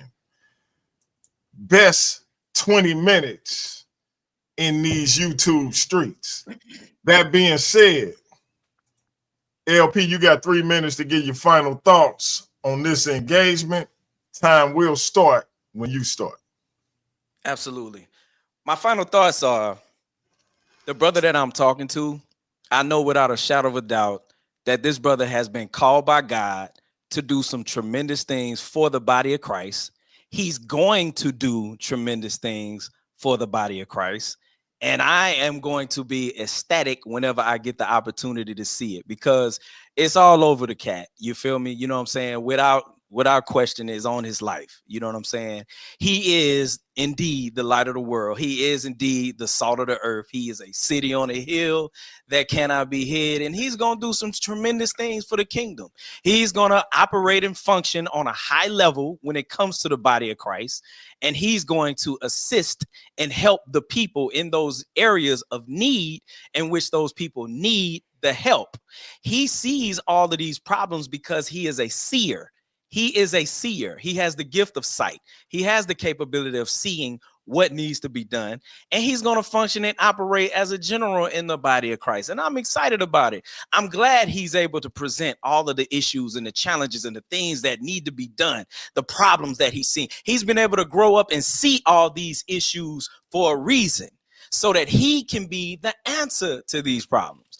I myself, I experienced a lot of terrible things in different churches, being able to travel across this country. I done been in thousands and thousands of churches, you know what I'm saying? And I've gotten the opportunity to see some wild, crazy stuff. And in the process of me seeing these things, and I'm like, why do I see this stuff? And it came to me, it's because I'm one of the answer to these problems. So I have to implement what needs to be done. I have to showcase how it needs to be done. And that's the same thing that's on this brother's life. And so with that being said, man, look, bro, you are who you are right now because of your experience in church, bro. And I know without a shadow of a doubt, you're a productive dude. And I guarantee you got your foundation in the church. You got to be able to take those experiences, and you need to take what needs to be done correctly, and you need to codify that stuff, put it together, and you need to point out capable and able individuals, set them in place. That's the office of an apostle. You have to operate in your apostolic anointing and be able to put things in place where they need to be, so that the church can be the place where it needs, where everybody can come and get their needs met. With that being said, I yield my mic and I drop it like it's hot. LP, ladies and gentlemen, with about 10 seconds to spare. Shout out to the chief ambassador. We're going to reset the time and bring up our brother, the Fit Barber. Brother, it's on you. You got 3 minutes to give your final thoughts on this engagement with your fellow barber. I told y'all somebody was going to get cut. Y'all decide in y'all mind who it is. Fit Barber, time will start when you start. So, first, I do want to say, just speaking on the point when he was like, I got you out your element. Nah, this is my element. Like, anybody that know me, especially coming in the shop, when I debate, I get passionate about it. And, you know, even calling you a nigga, you know, I've grown to, understand the origins of that word, where it comes from. Not going to let white folks make us feel like that's a bad word. I'm talking about the belittling comments. Well, we debating. So that's a battle. For as you as a man, I'm sure you're a great father, great husband if you're married, great piece of the community. So I wouldn't belittle you as a man. I will challenge the conversation. That's what we're here to do. But going beyond that, my stance is my stance. My foundation is also, crazy to think like, oh, your foundation is in the church. Nah, bro, like I'm melanated. I'm a descendant of the first people on this planet. So my foundation ain't rooted to the church. Like I told you earlier, when I did my 23andMe, my DNA go back to Pharaoh Ramesses III. This go beyond the church. This go beyond Christ. Even saying the body of Christ, understanding that's why history, and also not only that, ministers, pastors going to theology school, it's important for them to do so, because even saying body of Christ, understanding the word Christ comes from the Greek word Christos, Kristos, meaning savior. So to that degree, I'm my own savior. I'm not getting saved by a dude named Jesus when we know the letter J wasn't around. and he never physically existed. So nothing that I'm doing is in the name of Jesus. And like I said, I'm my own savior. And I have my own personal relationship with the Heavenly Father and Mother. Because at the end of the day, that's part of why I think that Black people, whether you call it church, Christianity, we have to fully remove ourselves from under the thumb of that, because based on the teachings, it got God out here looking like a single father. And we know that, you need a male and a female energy to create life. The whole story, like I said, it was stolen from ancient Kemet, and even our ancestors knew that it was a good story to live by, but it wasn't based on a true story. These are not real people, but a good way of life. So, like I said, at the end of the day, man, for me, it's about the liberation of Black people. Even our Black liberators that use the church, the Christianity as a vessel, because they knew to get Black people believing in Christianity was an uphill battle. That is time. Can I Finish your finish my thought, bro. last thought? I was just gonna say, and I was gonna quote Steve Biko, who is the father of the term Black consciousness. He said that the greatest component that the oppressor had is the mind of the oppressed. And like I said, even he knew that it was easier to use Christianity as a vessel than to try to reconvert Black people at a time when the house was already on fire. So, that's my stance. Hey, listen, I think this was a powerful debate, powerful conversation. And we're going to open it up for the chat. We're going to only take 3 people. You got one question. We're not going to go into a back and forth with the brothers. They've already done that.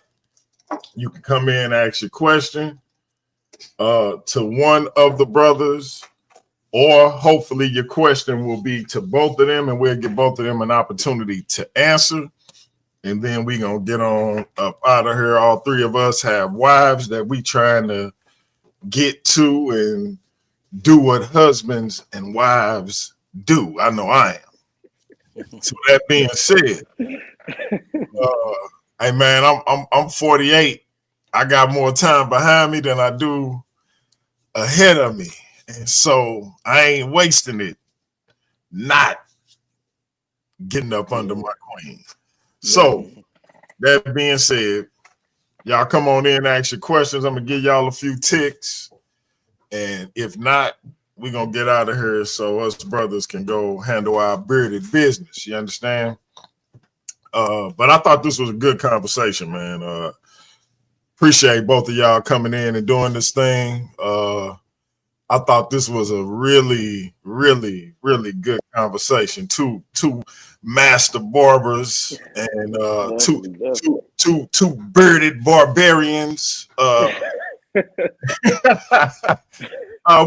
We got the Paradigm Shift TV 314 versus series world heavyweight champion, undisputed, undefeated, conqueror of conquerors, the one and only animated assassin, Pan Demas, African.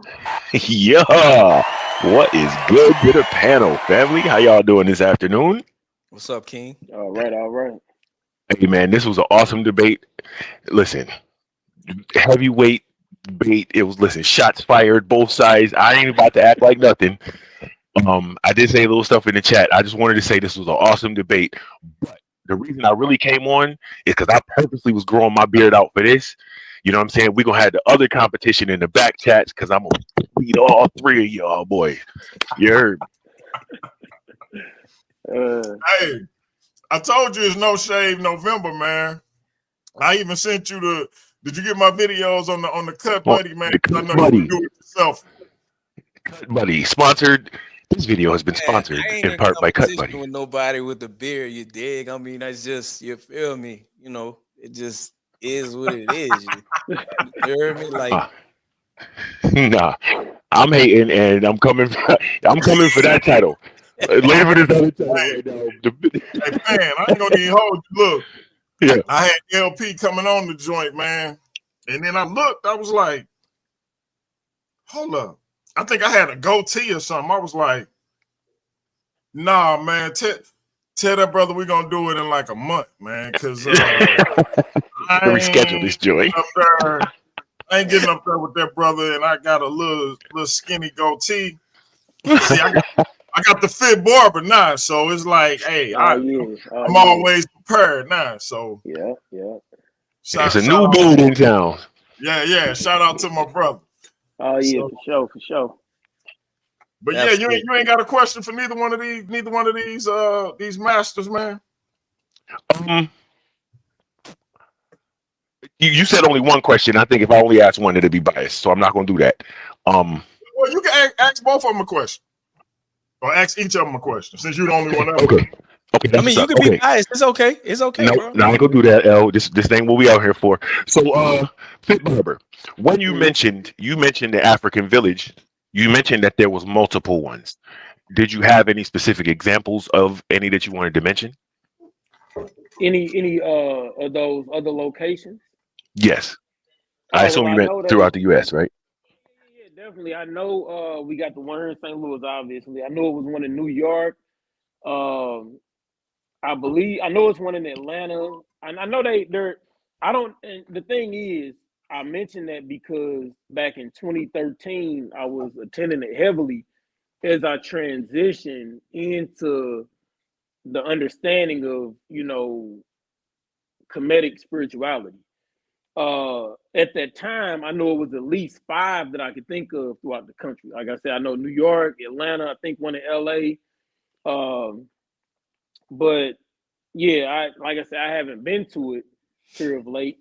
But yeah, that's when I was, kind of coming into, African spirituality and, kind of veering away from traditional Christianity. All right.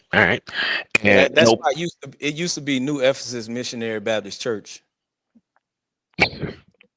What's up? That spot that you talking about, it used to be New Ephesus Missionary Baptist Church. Hold on. Oh, what you talking about? The African village? Yes. Well, hold on. Which one are you talking about? The one here in St. Louis? Yes. You familiar with who the pastor was of that? And you know why? Like you said, it used to be. I know because the brother, Dr. Ray Hagan, he used to be a pastor. But once again, that's why I was saying a lot of these pastors need to attend theology school and go through the proper protocols to understand what it is they're reading so that they can understand how to apply it and teach it. Dr. Ray Hagins was a Baptist pastor for, I believe, over 30 years. And then he stepped into the consciousness when he realized we've been bamboozled with Christianity. So it very well could have been a Baptist church before that, but it was. Yeah, And I think it definitely will. It used to be. All I was saying was the organization is still the same. They are assembling the people, and it's a beautiful thing. I love it. Yeah, I've been down to the African village. Yeah, probably about 3 times. I want to say. Okay. So, but okay. I remember when I was younger when it was a church though. So because when we first came out, I was like, wait a minute, and my cousin was like, yeah, it used to be a church, etc. So, but Pam, what's your question? What's your question for LP? I'm trying to I gotta keep it. And you and LP got a little. No, we don't. Not at all. What we have is a question that's on the floor right now. I'm just trying to make sure because actually I got 2 questions, but I ain't trying to do that right now. So okay. When you just now mentioned congregate now. Assembling and do you want to clarify that point, sir? Yes. One thing about it is I try to help people to understand the importance of Black people congregating with whenever we look at the issue of racism, white supremacy, what it has done is it has created a lot of entities, whether it be in the music, whether it be in the movies, whether it be in the TV shows, it creates a very toxic environment for Black people, and it just pushes and promotes the idea of toxicity among Black people. So when Black people come together, what we tend to do is we spread the toxicity. However, whenever we have a productive agenda in place and Black people come together, it's a beautiful thing.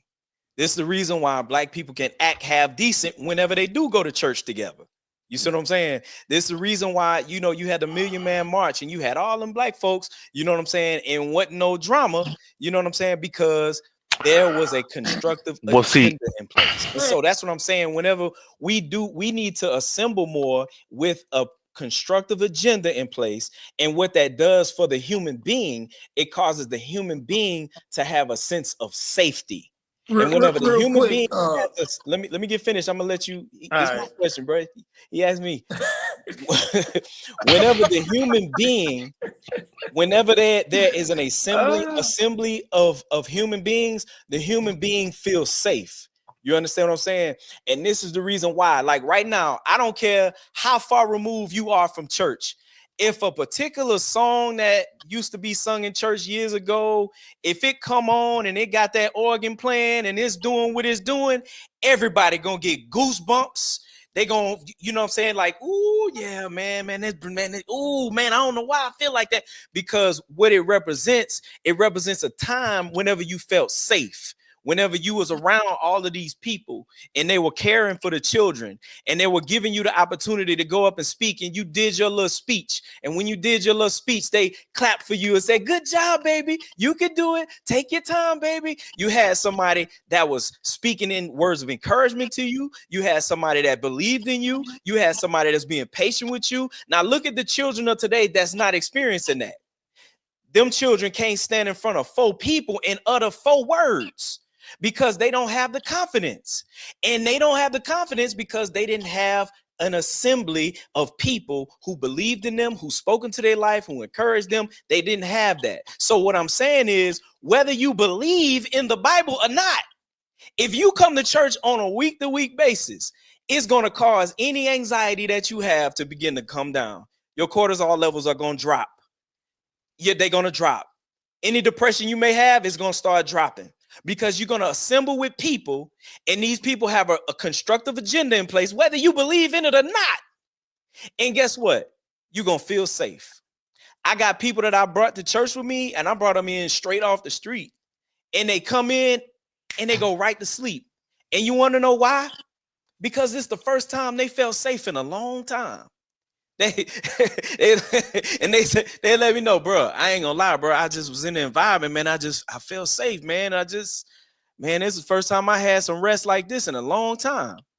That's what I'm talking about. I love every minute of it. Come on in here and get you some rest. You know what I'm saying? So that's what I'm saying. I forgot my thought. I was gonna build on. Well, I got a question. I got a question for each of you, and then we can get on up out of here.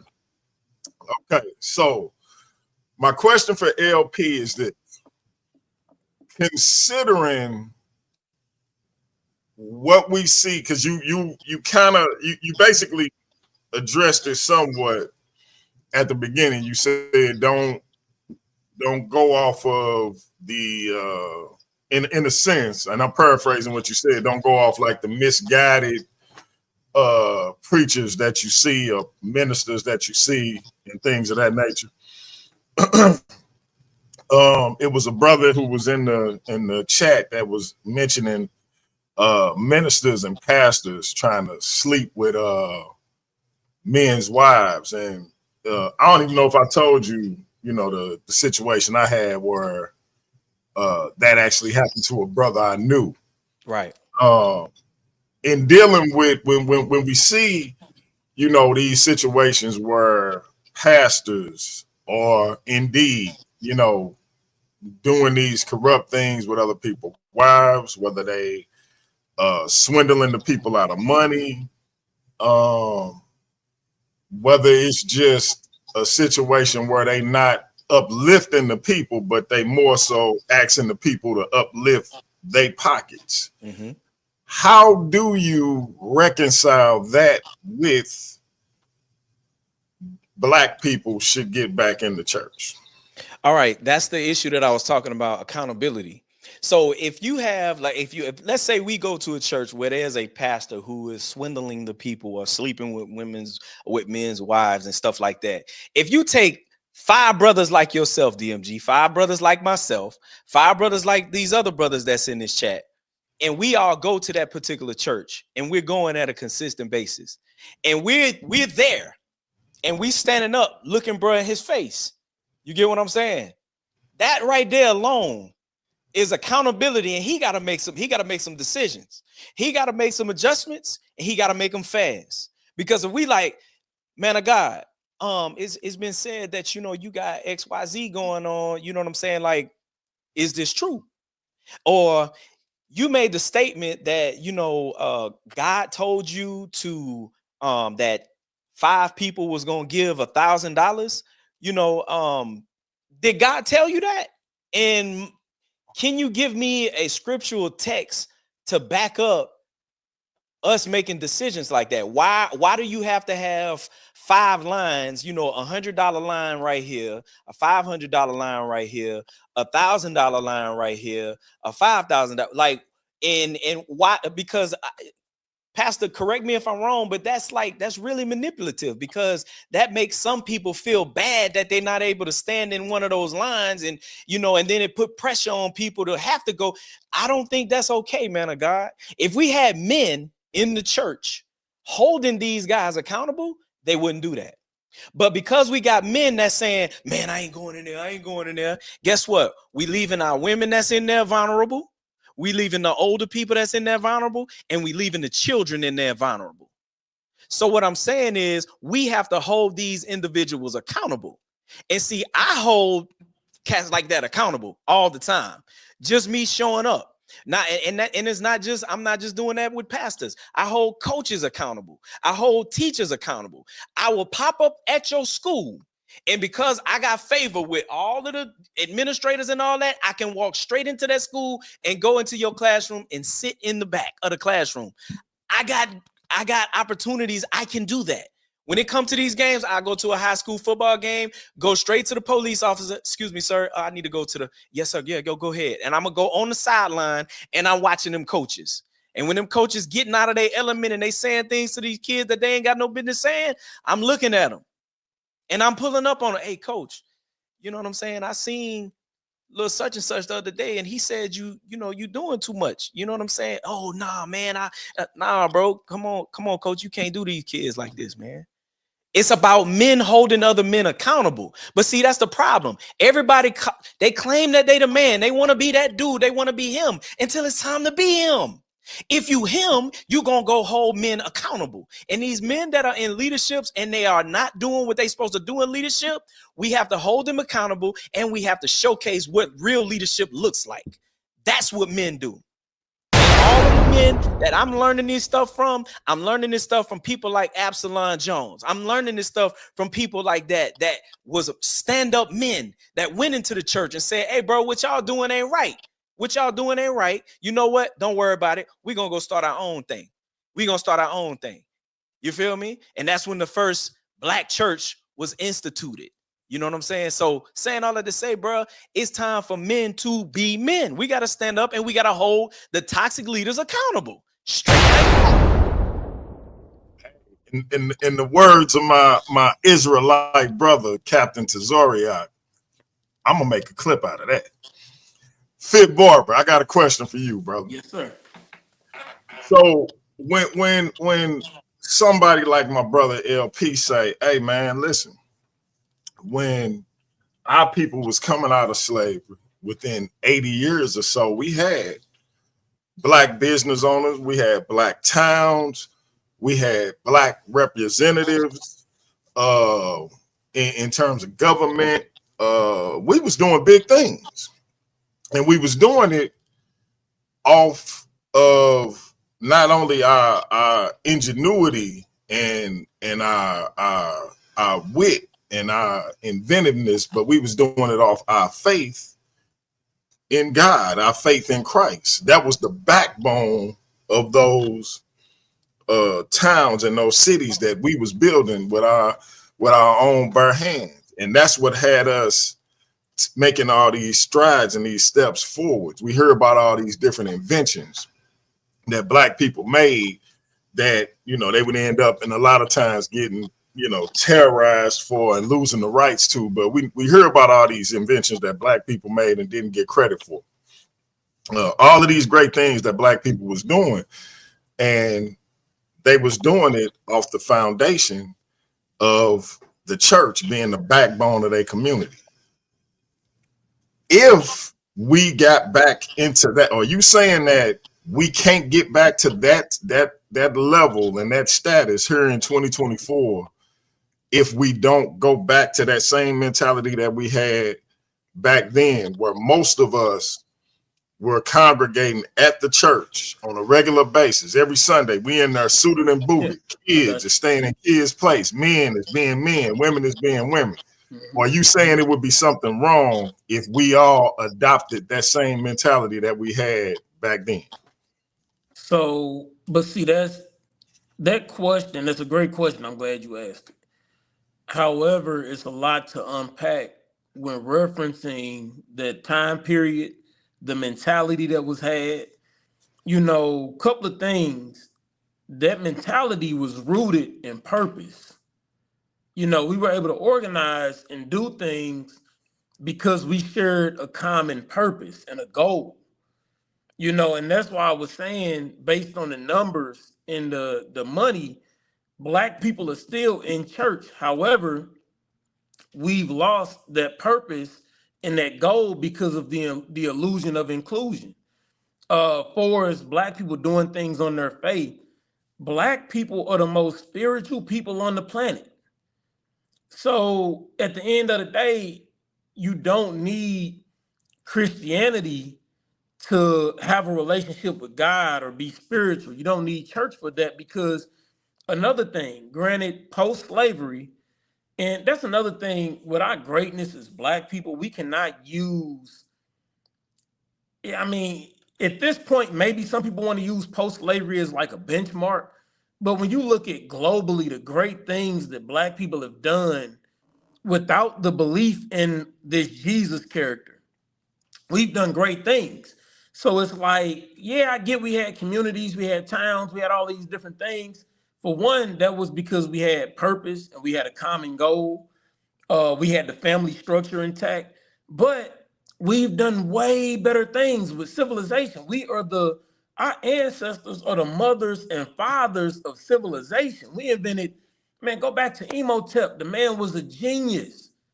You know, Hippocrates, who, you know, modern medicine is modeled after, where doctors got to take the Hippocratic oath. He studied Emotep.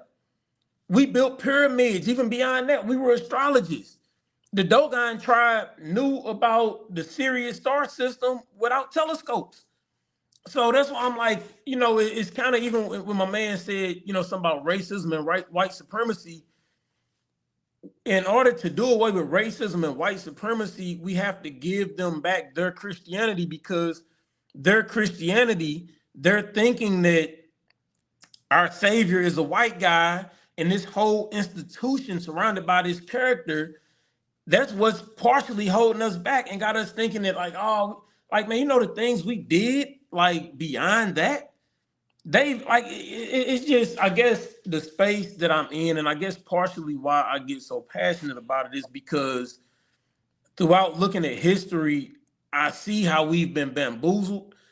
And I mean, excuse my language, but they got us fucked up. And like, if you really look at the things we've done, what we've given the world, you know, they really got us messed up out here to dumb us down to where we feel the need to hang on to Christianity and think that we can't be civilized without it, when we were civilized before Christianity. You know what I'm saying? Think about that. Like, we're adopting a European religion, and when you look at history, when they were coming out of the Ice Age and coming out of the certain caves in Europe, we already constructed civilizations without Christianity, without a Bible. So it's just like I say, fast forward to now, we can get back or we can surpass certain things in history when we get purpose. It starts with the family structure, because if you got a daddy in the house, he can teach the boy how to be a man. If you got the family structure intact, you can begin to build the community, and have systems intact. Like I said, even what the Black Panthers were talking about doing. And another thing is, I encourage our people. Every year we do Kwanzaa. My family, we live by, the Nguzo Saba, the 7 principles. And I think that if, minus any religion, if Black people adopted the 7 principles, the Nguzo Saba, man, we'll see a dramatic change, and we'll start having those communities and things like that we aspire to have. But I don't know, the notion that we can't do it without, Christianity, or somehow we don't need that. I think that we're in the era of Aquarius. Like I said, that's the information age. We can do this thing, but we definitely don't need the thumb of Christianity on our backs. Yeah, you got I feel like you got a fan in the chat, man.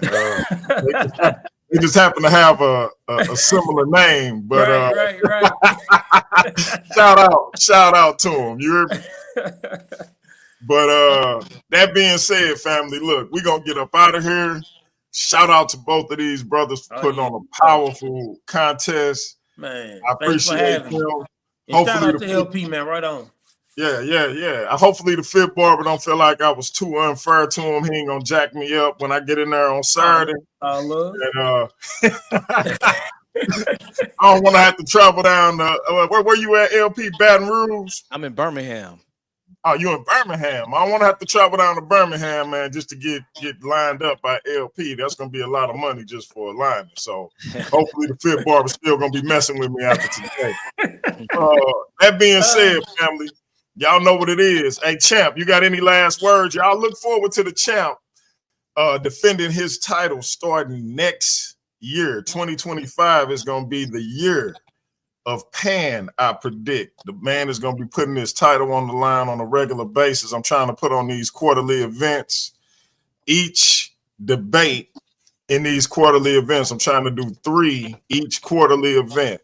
And they're going to be worth, I'm trying to make them worth the debate as well. We're trying to make them worth anywhere from $150 to $200. So the loser get 100. The loser get 50. The winner get 100, depending on whether or not we can make it a paid thing in terms of the people. It might be more than that, but Pan is going to be headlining that thing starting next year. Real quick. Sorry to cut you off. The brother you referring to right here, the champ, this the Pan-African atheist dude? Correct. So the brother that's in the chat, this the cat, the culture cat? This the brother who took on Lord Banu. Lord Banu was the one who Hey, I'm coming at them. You coming after the champ? Hey, I'm coming at him.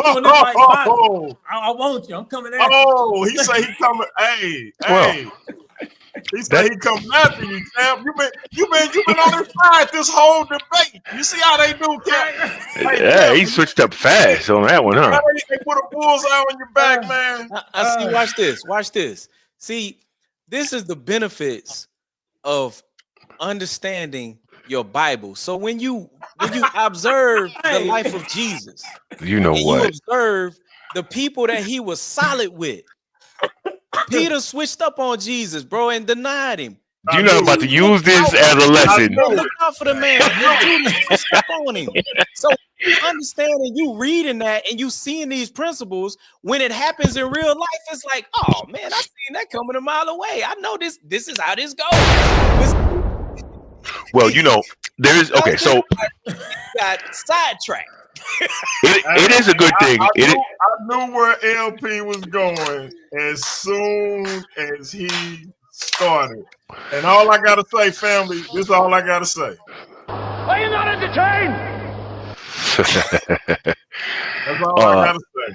Go ahead, fan. Close us out. Just real quick, just in response. All our say it to the fit barber is it was a good debate. Let's not jump out the window. Uh, to brother LP again, good debate for you as well. Thank you, sir. And to any challengers that want to holler at the Pan Man, like you see, it's good that I'm the champ. See, the champ should be pretty like the Pan Man. You feel me? So anybody want to challenge me, all you got to do is get ranked. You got to holler at DMG, holler at the law firm, and get ranked. It's debates coming up. You're gonna get your rank, and then you know what I'm saying? We'll see if you even worthy to have a conversation. Fair enough. Fair enough. All right. Well, good debate, guys. I trust the process. Here we go. Hey, family, look, only on Paradigm Shift TV 314 do you get this kind of interaction. Y'all tune in, man. Y'all know what it is. It's your brother DMG, the poet, a.k.a. the infamous DMG or the HNIC. It's been another powerful show. Shout out to the brother LP. Shout out to the fifth Barber. Salute to the champ. We're going to be black at it again, family. Y'all come back. Stay tuned. We're going to come back with another hitter. This has been a powerful one.